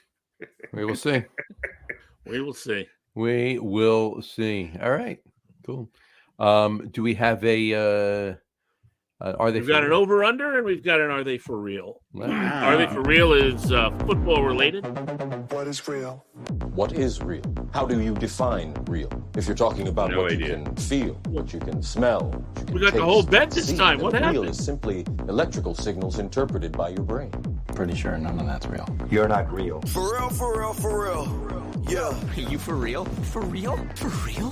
For real? Are they for real? What is real? All right. Are they for real? As you know, it means lots of different things here. We were talking about the NFL and talking about coaches and who might get fired and who might not. Yes, we are. So, as far as the in-season firing, first in-season firing, we're going to assume there will be one. There's definitely There's definitely going to be one. might be 2 or 3. So, we're taking who's more for real? Any team from the NFC East or any other team in the NFL? As More far for as real. In other words, who's apt to get who's going to get the coach fired first? Somebody from the NFC East or someone from the rest of the league? NFC East. NFC East. NFC East. I don't know. I'm not going to ask you to pick the team, but you got the Eagles, you got the Giants. I think the and you handwriting's got on the them. wall, and I think it's Nick Sirianni. I really do. I think it's the Eagles. Who's the head coach of Jacksonville? Doug Peterson. But there used to be. There's some disappointment there, that's for sure. This is his first year, right? So NFC East Third. or no, he's been there. Oh, third year. Doug Peterson's third year? Ooh, we might want to take the field. Although I agree with you, John. I think it's going to be. Well, I don't know. Like, is Dallas going Depends on what to. happens in the next 2 games for them, obviously. But I think right now, if I had to put money down on it, I'm going to say the Eagles. So. See, here's the NFC. thing that I think makes Dallas strong is that Jones has put his money into Dak and into Lamb. Right? Like he said, these are our guys. Mm-hmm. And if McCarthy can't win with them, and they played Parsons last year, right? I don't think he fires McCarthy during the season though. Yeah, that's kind of the. That's not Jerry Jones' MO. Yeah. Right. Like if they obviously don't meet expectations, even below where they normally don't meet expectations as far as a playoff win, I think Jones is going to side with the players and McCarthy will be the guy that goes. I mean, the question is do you see Carolina, Jacksonville, Arizona, do you see them pulling the plug on any of their coaches before the Eagles do? So I'm going to take the field only because I think there's a better chance that the Eagles stay within the range of where he's not fireable. In other words, I don't think the Eagles are going to have as bad a record as the Cardinals or even the Rams at this point with their injury, or Carolina or Jacksonville. I just don't see it happening. All right, so I think Jacksonville is my. If I had to put a bet on the first firing, I think it's Jacksonville. So you're taking the field, then I'm taking. I'm taking the field. Yeah. All right, fair enough. I'm gonna take the NFC East just because I think there's more pressure there. Mm-hmm. You know, I agree. It is the NFC East, which That's hasn't just been because the you NFC. guys live in New York. Well, it could be. but this hasn't been the NFC East in a. You know what I mean? Hasn't been the NFC East. Hasn't been what the NFC East means in a long time. Yeah, And it might not be for a long time. time. It might not be. All right, so next over-under, football related. Daniel Jones benching. I know Harry picked him to go to sit on the bench before Bo Nix, which could happen because Bo Nix might not get benched for somebody else. Not because of injury, of course. So Daniel Jones getting benched over under 8.5 games. So they already played 4, right? Over. And then you got the Seahawks, the Bengals, the Eagles, the Steelers, the Commodores, Panthers, Bucks. I think they're going to give him till after the second Commanders game at home. He's got So that would be 9. He's So got that would a be, he's got a long leash. He's got a long leash. Yeah. I'll go over. He's just annoyingly fucking average enough that yeah, I'm gonna go over as well. I hope it's under. But who's the backup? I hope it's this week. What's his name? Drew Lock. I want to see Tommy Cutlets. It's not going to be Tommy Cutlets. I know he's at the future of the team, but that's what I want to see. I mean, if they're not winning anything, I want to see the fun. I want to see Tommy Cutlets. I mean, if I want we to want see Drew to Lock. If I'm going to watch Drew Lock losing games, I can watch Daniel Jones lose games. Actually, throw Danny DeVito in there. Then let's just make that's it really fine. fun. Yeah, that's fine too. You know what? I'm going to say. Now, what did I say the other day? I don't know. The last show, I said they were going to beat Cleveland, which they did. I think I had them at 2 or 3 wins after 8 weeks or something like that. Mm-hmm. I know I was more optimistic than you guys. I'm going to say under. So you're more optimistic. Contradict myself. Yeah, you're more optimistic on the Giants, but not because of Daniel Jones. They're going to finally start winning some games because of Drew Lock. I think it's going to be because look, I think Drew Lock. Here's the thing. I don't think Daniel Jones has the locker room. He doesn't. I don't think his team likes him, and I think they'd see. The look in his eyes is like he needs somebody to drive him to the game and put his shoes on. Yeah, if they lose 2 more games, then I think they're going to pull the plug. Let me ask you a question. So you're going under? Yeah, I'm going to go under. All right, so Harry, let me ask you. I'll ask both of you, but I'll start with Harry. Giants, Seahawks. Who's winning? Seahawks. Giants, Bengals the week after. Who's winning? Tough one. I don't know. I just don't know where my Bengals are at. They don't look good. But it's at home, right? Giants are home. That's a game that just to annoy the piss out Sunday of me. Sunday night, not this Sunday following Sunday. Daniel Jones is not too good on Sunday night, so maybe the Bengals will win. Giants, Eagles, I'll take Eagles. Giants, Steelers on Monday Night Football in Pittsburgh the following week. Toss up, but I'll take the Steelers. Wait. Let me review. So this week is the Seahawks, right? Week 5. Week 6 is Bengals. The Bengals. Week 7 is Eagles. Week 8 is the Steelers. I personally have them going 0-4. I think the next game the Giants win are the Panthers. Yeah, I don't think who else did I say they were going to beat? I don't know. I can't remember. The Giants could be 1-8 after the Commodores game. And look, they don't have the toughest schedule. That's the thing. It's not easy, but it's not tough. Yeah. You know. So week 8 is the Steelers. Week 8 is the Steelers. Yes. All right. Yep. So I'm saying he'll be gone by then. I think they're giving him till the Commanders game, which is what, week 9. Week 9. They lose that game. They're 1-9. They pull the plug. They're like, screw it. Put Lock in. You know what? I should have made it 9. I forgot there's 17 games this season. I should have made it 9.5. That's okay though. We'll leave it at 8.5. There you go. Let me ask you a question, John. I'm still going to go under. What are the odds? I know Carolina's already won a game. But what are the odds of Carolina beating the Giants? You know what? I mean, I don't think it's going to happen, but it could. 50-50, I'm going to say. Right now, if I had to put a percentage to it, it's a 50-50 shot. I agree. Yeah. It's not a guarantee the Giants are beating the Panthers, but I can see that because after the Panthers, they got the Bucks. They're losing that. They got the Cowboys. They're losing that. You don't know. Here's the thing about the Bucks. If it's as of right now, as the teams are playing as they're playing right now, that's what we can say. They lay right. Yeah. Right. And then the Saints, then the Ravens, then the Falcons, then they get the Colts and the Eagles. I mean, the Giants could literally wind up finishing the season 1-16 with that number 1 draft pick. Who are the or 2 and 14 or 2 and 15 or 2 and 15? 2 and 15. All right, I so still the think Panthers, they'll win look, 4 the games. Panthers, Carolina has 1 win, right? They lost to the Bengals. Yeah, the only They team have a lot of points, but they scored. They got Andy Dalton, who's not great, but he's better than Bryce Young. Well, they beat who did they beat? The Raiders, right? So yeah, probably. Yeah. But I'm saying if they come out, if they get a win against the Bears, you know what I mean? They're probably a better team with Andy Dalton now. Probably. So they might, right? So they got a game against the Bears, then they got the Falcons, who we still don't know whether they're going to be good and on the rise, like everybody said preseason or not. Mm-hmm. Right. Right. So what week do they play the Giants? The Panthers? Yeah. Week 9. Week 10. Week 10. Week 10. Week 10.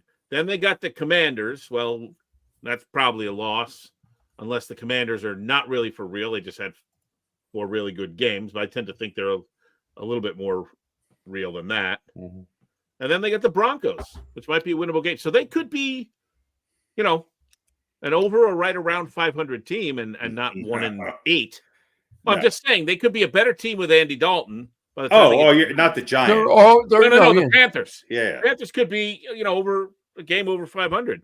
All right. Or so. There's By only the time they get to the Giants, and might be a better team. So I wouldn't put it past. There's I wouldn't only put it past them beating the.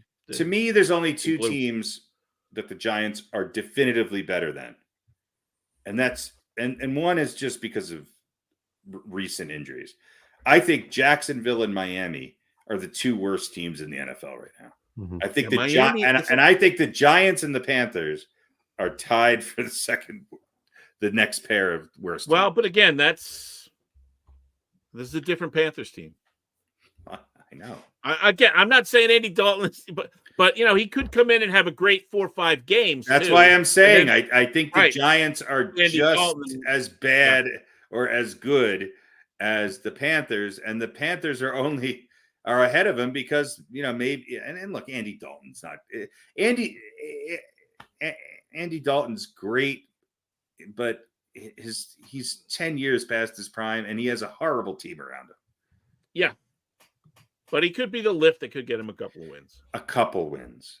But look, what did I say the Giants were going to win? 4 or 5? I think I picked the Giants to win 5 games this year. You said 4. I said 5. I said 4. I think 4 is going to be tough. I do too. What did I say, 10? Yeah, probably. You probably did. Yeah. But they're gonna bench Daniel Jones before week 8. And then they're going to fire their coach first. Well, Graham Gano is going to actually come back and play quarterback. And Exactly. he's going to drop kick. He's going to play quarterback, running back, wide receiver. Well, he's going to bring back the drop kick. He's going to bring back the drop kick. Is that still legal? Can you drop kick it through the uprights? I don't know. They might have changed that. I don't think they did. I wonder. I just don't think anybody uses it. All the kickoff changes and stuff like that. They might have horrible. I still don't know how an onside kick works.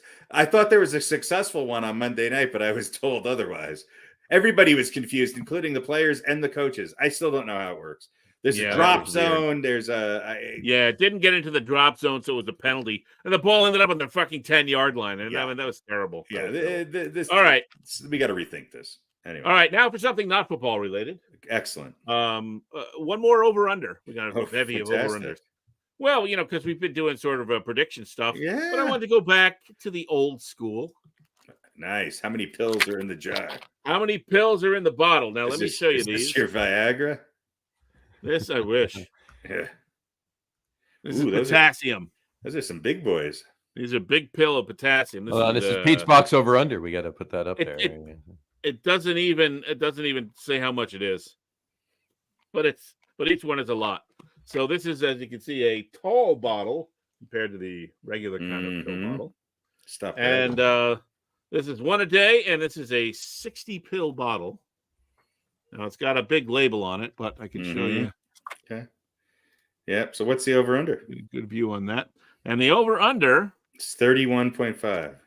29.5. All right. I'll turn it sideways. We'll spin it around. I'm going to go over. I will go under.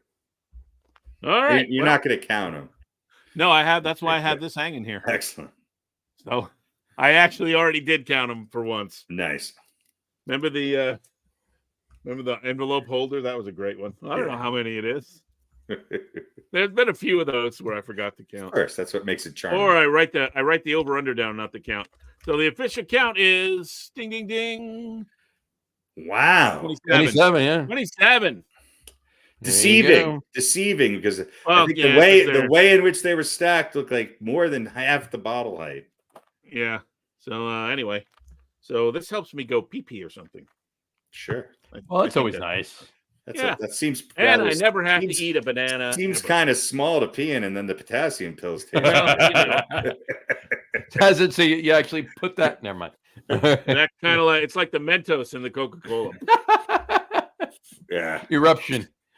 Yeah. For some reason, so that's it for the over/under. Red Lobster for the seafood lover in you is playing in my head.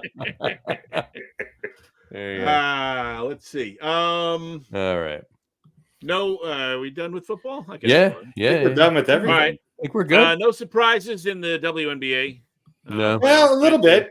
No, the higher seeds all advanced. The higher seeds have all advanced. But look, the Liberty are looking good. And they're playing a team that's really a two-time champion with an MVP on it. We'll see if they can close it out. But yeah, you're right. No surprise. I guess. The first round. The Liberty were favored last year, too, and lost. Yeah. And I don't think that I heard a couple of guys going about like, well, maybe Caitlin Clark isn't so great. I know they got B2-0 by Connecticut, but they were the 6th seed. They had 7 wins last year, and they were a 500. They nearly tripled their win total. They're still not a great team. They're much better than they were last year, but, they were, like I said, they were, Yeah. You should have expected, people going, "Oh, Caitlin Clark isn't so great." How did Michael Jordan do in his first season as in the playoffs? Not good. Caitlin Clark needs a Scotty. Yeah, yeah. If she gets a Scotty, then she kind of has a Scotty. What they need is a couple more players, but they're the most Paxton improved team. and a Rodman. They needed Paxton. Yeah. They needed Paxton. I think they're filled with Paxton and Rodman. They need a Paxton or a Kerr.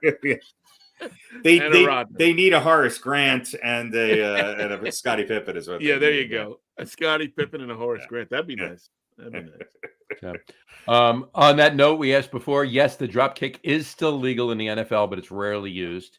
Excellent. All right, the drop. It's still in the NFL rule book. The last successful drop kick in the NFL was by Norm Van Brocklin. No. Joe Theismann. No. What year? Justin Turner. No. 2006, actually. Oh wow. Jim Turner. I'm gonna say it was a punter, maybe, or a quarterback, or Ray Guy. 2006. Yeah, Ray Guy was dead, I think, in 2006. Like I would know that. I'm gonna say the last person to kick a drop kick in a game successfully kick, you bounce it off the ground and you kick it through the uprights and you get 2 points, right? Depends on if you're going for if it's you get a field goal. You get a field goal, or if you just scored a touchdown, you can do it to get an extra point. Yeah.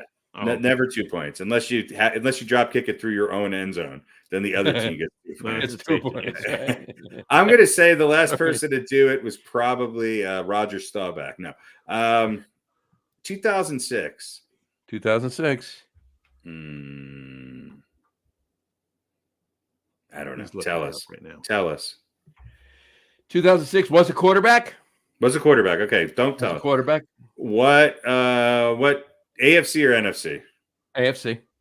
AFC quarterback 2006. The 2000s are a little fuzzy for me. I get it just AFC 2006. Don't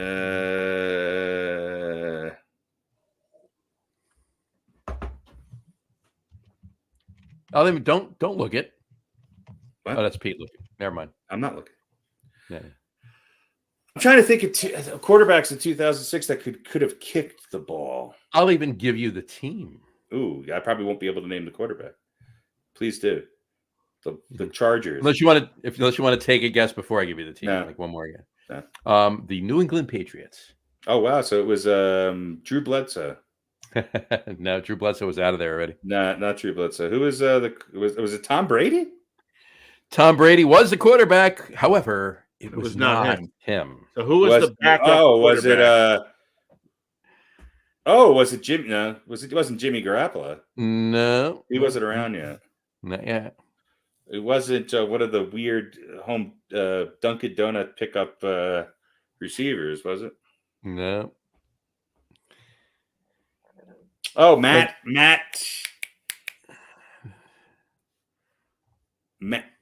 something. No. I was gonna wait until you figured out what his last name was, and then tell you. Castle. Matt Castle. No, it wasn't Matt Castle. No. I'll give you one more hint. Okay. That's it. He had his own cereal. Frankenberry? Sugar Bear? Sugar Bear. Sugar Bear McNeil? He had his own cereal. Cheerio? Charlie? Super Tony the Tiger? Well, yeah, you could say Tony the Tiger, but they weren't frosted. Oh, so it was corn. They were his last name. Flake. Tim Flake. No. The cereal was that, but it wasn't frosted. It wasn't frosted. It was cornflakes. No. Frosted mini wheats. Craig Kellogg. This quarterback also played for the Generals and the CFL. Clark Kellogg. And the Bills. As a basketball player. So his name wasn't Flake. No. But his cereal was that, but it wasn't a frosted version. It was his last name version. Something Flake. Corn. Somebody Corn? His very popular quarterback. He was Corn pie. Certainly very popular in Boston College. Oh, Doug Flutie. Doug Flutie, yeah. Flutie How Flakes. Does that relate to Frosted Flakes? There were Flutie Flakes? Yes. Oh, Flutie Flakes. Yes. I don't remember Flutie Flakes. Sure. They should have. They missed a great opportunity to have Flutie Pebbles. Yeah, that's much better. That's much better. Oh, that'd been great. You're right. It would have been great. There you go. Doug Flutie was the last person to successfully. That makes so much sense. Of course, it was Doug Flutie. Of course, it was Doug Flutie. And what was Doug Flutie still doing playing in 2006? When did Doug Flutie play college? 1977? He graduated in 82. 82, and he was still playing in 2006. Mm-hmm. Wow. Well, he was just a drop kick specialist by that time. He wasn't even in the game when he did the drop kick. He was 43. Yeah, or 43. I mean, that's old. No, more than that. Other than Tom Brady, especially he was a little younger than that, because I think 82 or 83 was his first season. Maybe he's 50. He passes and he kicks. Yeah, he was up there. He was up there. He kicks like no one else in the league. He does that drop kick. No one else in the league does this. No one. That's a great Saturday Night Live skit, by the way. But that somebody like me it becomes an NFL player, and the only thing I do on every play is drop kick. First down from the 20. I've got the single bar helmet. The giant it's not here. It's here. Yeah, with giant shoulder pads and all the knee pads and everything. Yeah, and two different shoes. That's right. I'm barefoot before I go on the field. Exactly. Then you slip into your Skechers. They flip by kicks with Crocs. Howie Long helps me slip into my Skechers. All right, nice. All right, drop kick Doug. Drop kick Flutie. Drop kick Dougie. Do we want to say anything about Pete or Dikembe? Yeah, please do. Well, yeah. I mean, look, I don't mean to Dikembe Mutombo did a lot of great things, especially off the field. basketball. And one of my greatest memories as a Denver sports fan early, the first year I moved here, was watching Dikembe with snot running out down his nose, holding the ball as they defeated the Seattle. Does he have greasy fingers smearing shabby clothes? He was. Yeah. But the best thing about Dikembe Mutombo, and this has resurfaced this week, obviously, is that he used to just walk into bars and go, "Who wants to sex Mutombo?" So what? And this is a comics routine, so I'm not making this up. But one of the things I appreciate about Dikembe Mutombo is he was all about getting approval and what's the word I'm looking for? Consent. Way before his time. So he had hundreds of witnesses when somebody left the bar with him, but he literally used to just walk in and go, "Who wants to sex Mutombo?" Yeah, well, listen, that's the way to do it, right? You're getting consent in front of everybody. That's right. I just think that's the most that's amazing. Yes, yeah. And what he did on the court was great. He was a good player. But he was one-dimensional. I was a better shooter than he was. I could beat him in shooting. I mean, he was not there for atrocious. I think Olajuwon's the only guy who's got more blocks. Yeah. But I think what he did off the field was more important even than what he did on the field, although I think one allowed him to do the other. He consensually sexed a lot of people in second-rate NBA cities throughout his career. Yeah. But, he was the first global ambassador for the NBA. Absolutely. And he built a hospital, and I think he built a school in Africa. And it wasn't just, where's he from? Congo, maybe? Don't know. It wasn't just, he didn't just go home and help. So actually, yeah. His footprint is all over South Africa. Look, I go to Nuggets games and I still see people wearing Mutombo jerseys. Yeah. I mean, it's and he had, had a sense of humor about himself. He did. There was on the court wagging the finger and all that. Off the court, he was very humble, caring. On the court, no. In the bar, who wants to sex Mutombo? Yeah. Yeah. And he had the great all about the finger. The great commercial where he's smacking the cereal. Or 2 or 3. Trust me, you don't want 3 of his fingers. So and 58, obviously. Way too young. Yeah, way too young. I always thought him and Mark Eaton should have started in a buddy movie. Right. They could have done a remake of Twins. Yeah, that would have been great. And then Dikembe Mutombo, and Kevin Hart. Yeah. That would have been Twins. Yeah, there you go. There you go. Yes, and the other passing this week is Pete Rose. Charlie Hustle. Yep. Yeah, Charlie Hustle. Here's my take on Pete Rose. Look, the betting. How many guys are in the dugout right now on DraftKings? Betting on anything. Look, I'm not justifying what he did, and I'm not excusing it, but it wasn't like he was pumping juice into his head. I thought about this a lot in the last couple of days. It's hard for me to have an all-time starting team in the history of baseball and not put Pete Rose in one of the 7 positions that he could start on. It's hard to not have him on one of those teams. Now, people could argue with that, but I think it's hard to say he's not a top 20 all-time position player. I can't. And look, a lot of it's longevity. A lot of people say he didn't have a lot of power. He was 2-time Gold Glove winner, but yeah, that's 2 out of 20 seasons. Was he a horrible defensive player? No. But man, he knew he won. He won. And I don't know. There'll never be another Pete Rose because there could not be another Pete Rose in today's game. But that guy literally put somebody on the IR in an all-star game to win the game.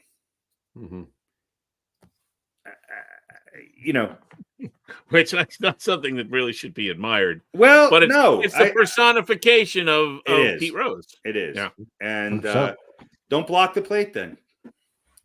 Well, I loved him, and I hated a lot of the teams he played on. I don't remember him. I remember him later in his career. I remember him with the Phillies. I remember him, This Week in Baseball, as he's sliding. His helmet was never on. Him and Lou Piniella, I think, are tied for least amount of minutes played with a helmet or a hat actually on their head. But he's one of the best baseball players to ever play the game, and that's maybe the most understated fact uttered. Agreed. Was he?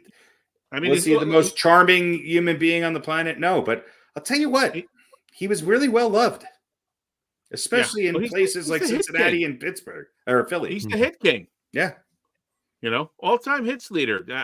Whatever, 17 seasons. Okay. You're gonna put up numbers if you play long enough, unless you're really terrible. But the guy was, he had so many qualities that you would want your kid to look up to: the hustle, the hard work, always going at it. Never lollygagging an obvious ground ball. Pete Rose didn't.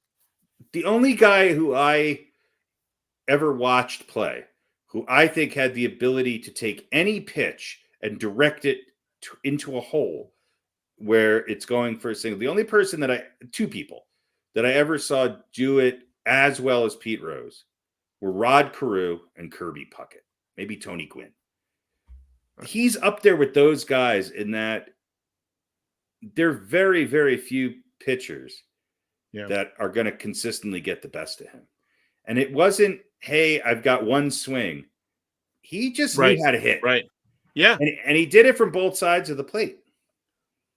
And so I would put Ichiro maybe on the bottom of that list too. Ichiro's there as well. You're right. I forget about him. And look, we don't know how good Ichiro would have been if he played his entire career in Major League. And absolutely. Because Ichiro's another guy who, how old was Ichiro when he was on the Yankees hitting 287? 73. 48 or something like that. Yeah, something like that. He's still playing, by the way. I just saw him and Matsui were in some sort of all-star game the other day.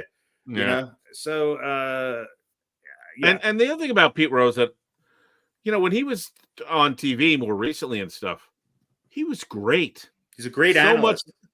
A great analyst, so much knowledge. When they have the little baseball diamond, he's standing there with Harold Reynolds or whatever, and they're talking about hitting or the position. He knew everything, the game inside out. Right. And all right. He bet on baseball, which is a big no-no. But look, that doesn't make him a demon. Got caught betting. He got caught betting. Right. We know. We know. That doesn't. We know Michael. We know Michael Jordan was betting. We know. Look, there are plenty tons of other players that were betting. Yeah, he got caught, and there are plenty of unsavory characters that are in the Baseball Hall of Fame. Yeah, and Pete Rose should be in the Baseball Hall. He should be. I think every player tomorrow that plays should wear a Pete Rose wig in his honor. They should. But I think the thing that I'm quote unquote more upset with Pete Rose is that he didn't come clean for so long. Right. Well, he didn't come clean because he knew the consequences. And I almost would, when you deny, and then you come clean, it's almost worse than just keep denying until it's much worse because people just go, oh yeah, well, we knew it all. So you've been lying to us for 30 years and now Right. I think he would have paid a price and then he would have been forgiven. Because if there's anything that America loves, right, it's a second chance. Right. And I just think it's too bad because we didn't get to see Pete Rose, the analyst. We didn't get to see him around baseball for years. Yeah, he lived a kind of a sad life. I mean, he went to jail for a while for tax evasion. And he was always signing autographs exactly and hustling money that way. And we didn't get to enjoy all of that knowledge. And that's but I mean, he shouldn't be banned from the Hall of Fame for betting. And look, I don't know whether I believe him that I don't think he never out and out tried to lose a game because he had a bet. No. He might have made some moves that were questionable. You never know. To sort of no pun intended. You never know. Yeah. But you don't know. But anyway. All right. What did he make it to? 84, I think. 84, I believe. Yeah, 84. 84, 85. Yeah. So, all right. I mean, he's no more shot. The Hit King is gone. All right. All right. We good? But let me throw one more thing at you. Throw one more thing, and there you go. Because I've been wanting to talk about. If we stay on long enough, somebody else will die. Yeah, we haven't had the third yet. So it was just reported the other day. Who? And it wasn't a sports player by any means, but Chris Christopherson. Well, that's true. Actually, a couple, right? Chris that's not the same category, though. And it actually apparently it happened in August, but his family just reported it the other day. John Amos. Oh yeah, that's right. Famous Amos. No. He was on Good Times, and I know he was bad joke. But he was in Die Hard 2, and he was in Coming to America, and numerous other films. But anyway, Pete, go ahead. All right, so let me just throw this at you because I'm not really entirely sure where I am on this, but you're in a dark room in Long Island. Should the Masters change its name? Oh God, to the Primary Golf Hole. Well, look, it was originally called the Augusta National Invitation Tournament. And then, who was it? Clifford Roberts, who was one of the guys who co-founded the club, wanted to change the name to Masters. Bobby Jones resisted for a number of years. And then eventually, I guess 5 or 6 years later, finally gave in or whatever. And the original Masters, according to Roberts, was a reference to the Masters of Golf who played in the tournament. But we are talking about Georgia. We are talking about the South. Should we change a master's degree to something else? Well, I mean, I understand master bedroom. Of course, the genius is. The genius is there, master, then decided to call it the owner's suite. Yeah, but look, the word master might be next on the chopping block. Okay. So I guess my question is, if that's the case, should the golf tournament get out ahead of it? Because look, let's face it, the Masters of Golf, I think we know what color they were exclusively for how many decades. I mean, let me ask you a question. This isn't my answer. This isn't my answer to that. Okay. What I'm about to ask you, this question I'm about to ask you, is not alluding to my answer to your question. I'm just throwing this out there as playing. Look, we're all closet racists here. We don't have. That's not even what I'm saying. Oh, that'd be good. So, if there's a word, if there's a word, he does. It's actually true. But if there's a word that years ago, 100 whatever years ago, meant one thing, all right, but today and for many years since has meant something else, has been less vilified, less, more and I don't mean anything by saying it's more vanilla. Right? I'm just using that as a clever pun right now, but you know what I'm saying? Right. And then it's brought up by the cancel culture. We can't use that word anymore. All right. Well, no one using it today, for the most part, except for maybe a few closet people here and there. For the most part, no one using that word today is using it the way it was meant 150 years ago. But it wasn't even meant that way in this context back in the day. It was right. Exactly. My question: how do we know that? Well, we don't, but we don't know that it was either. Because Well, we really don't know that it was. okay, right, and I think that's a great question that you just asked. But here's the thing: should the change be made? Because,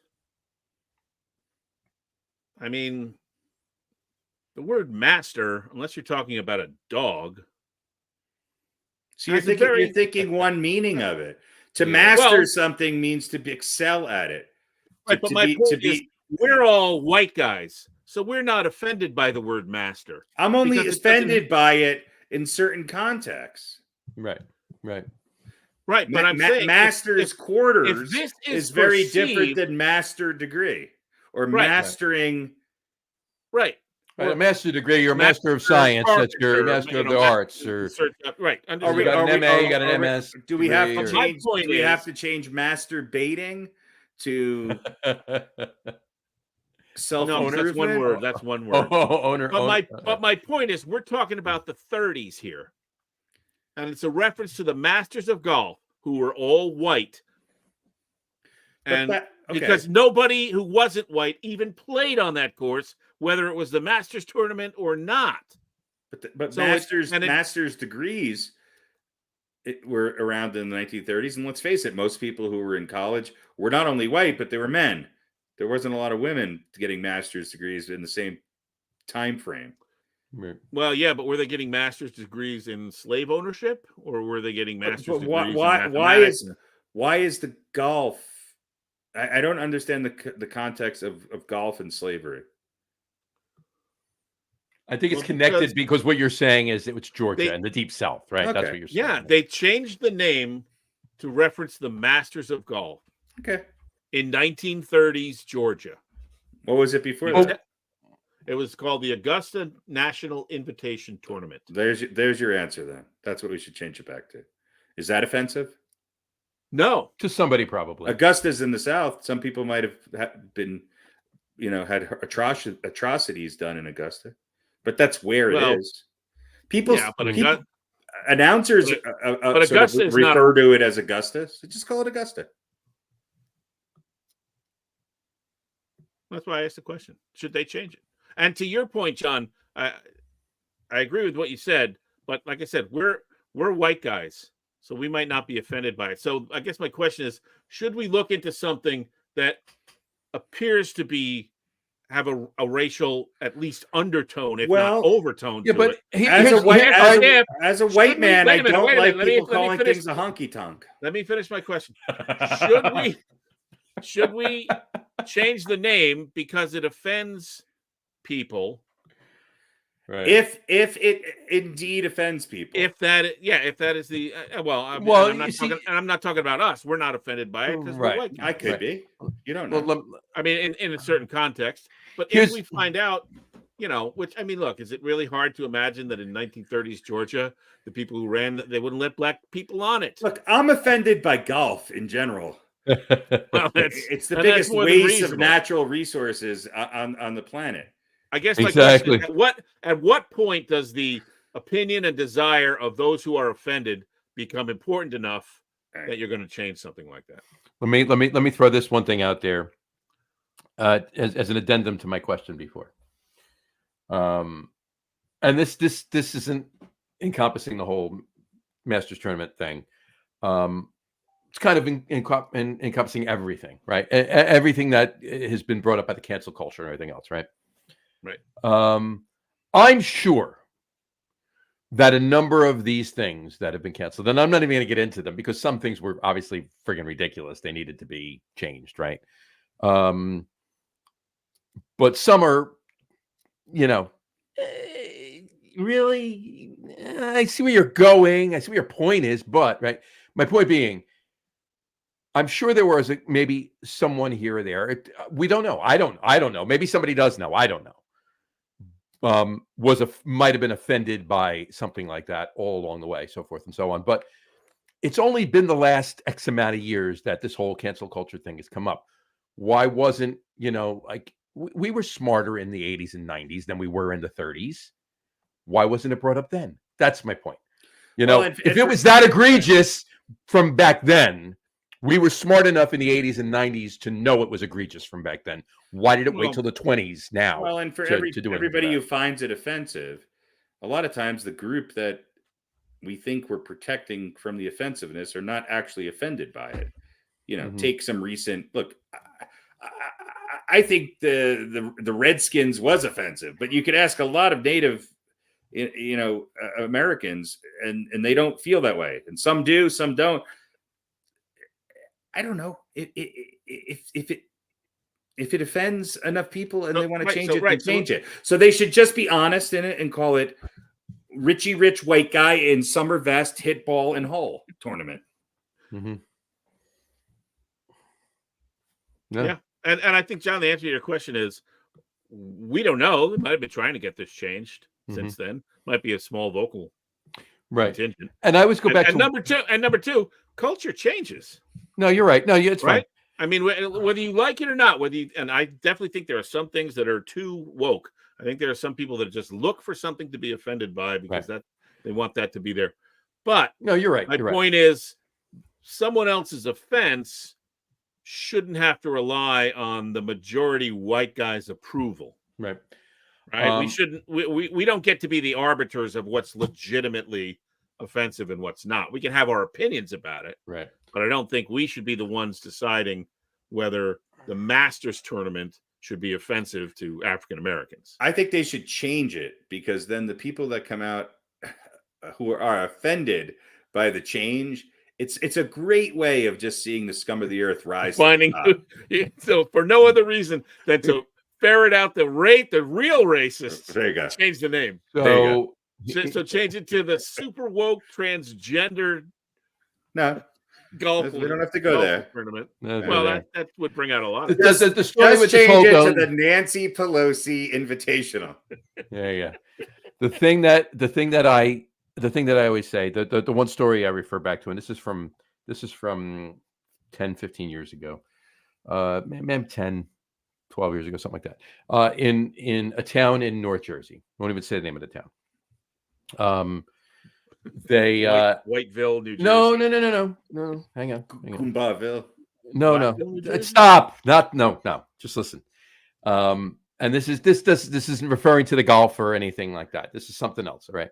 Redskin City, New Jersey. Listen. Okay. Come on. Right.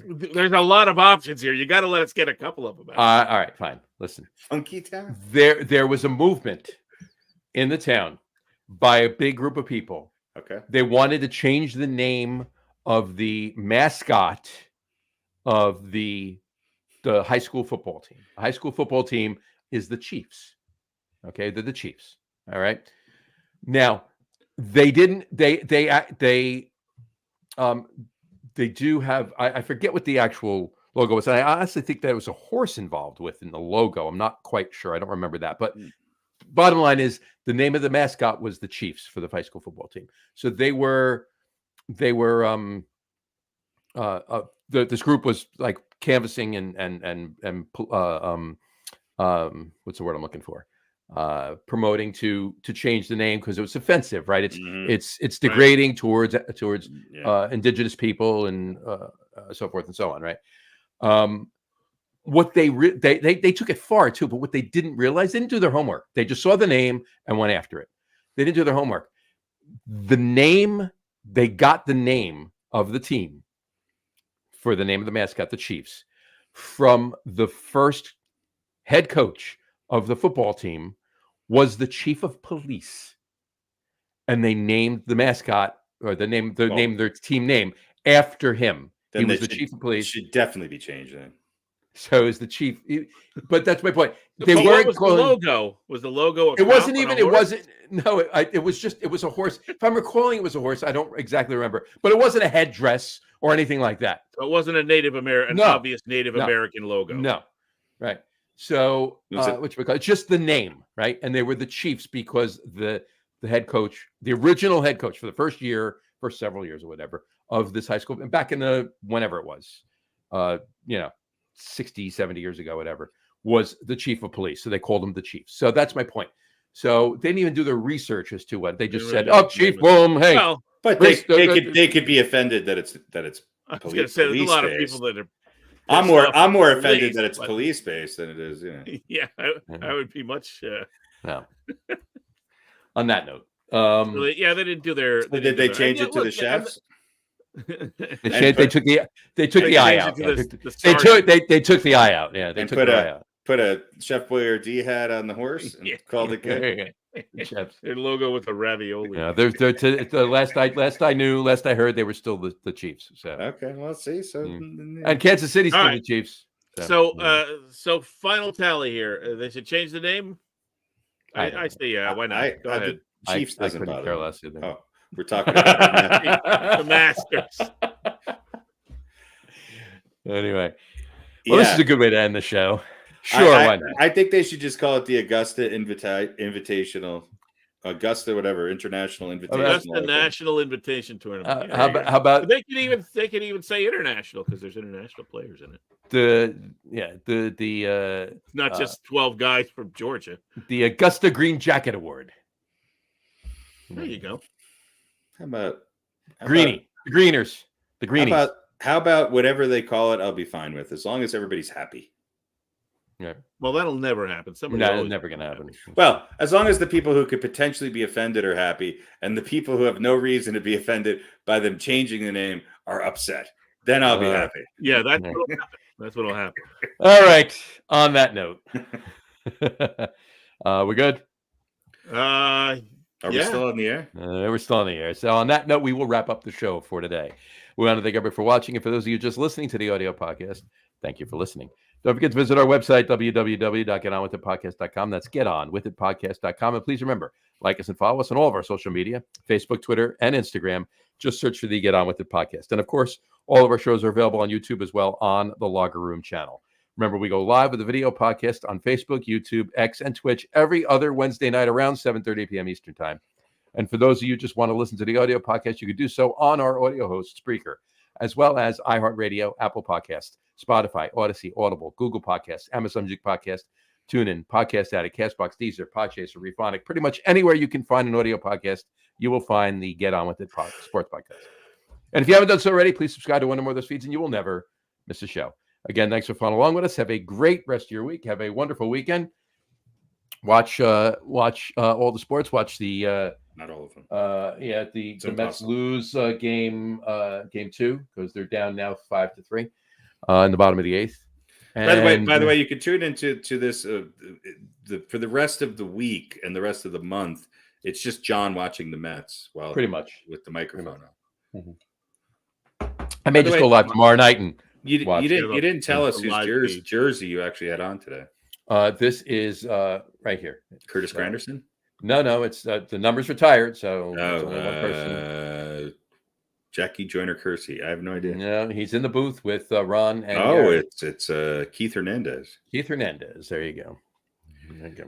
The only, I think one of two, and it's the away jersey, and that's a cap with it. So there you go. Right. Keith Hernandez, one of the few MLB, and I think maybe the only Met Seinfeld alumni. The only Met Seinfeld alumni, absolutely. So there you go. Right up there with Danny Tartable. There you go. Oh, hey, by the way, over-unders, Aaron Rodgers plays 4.5. Obviously, we're over there. Colorado Buffalo wins. They have 4. Mm-hmm. So we all took the over on 4.5. So we did.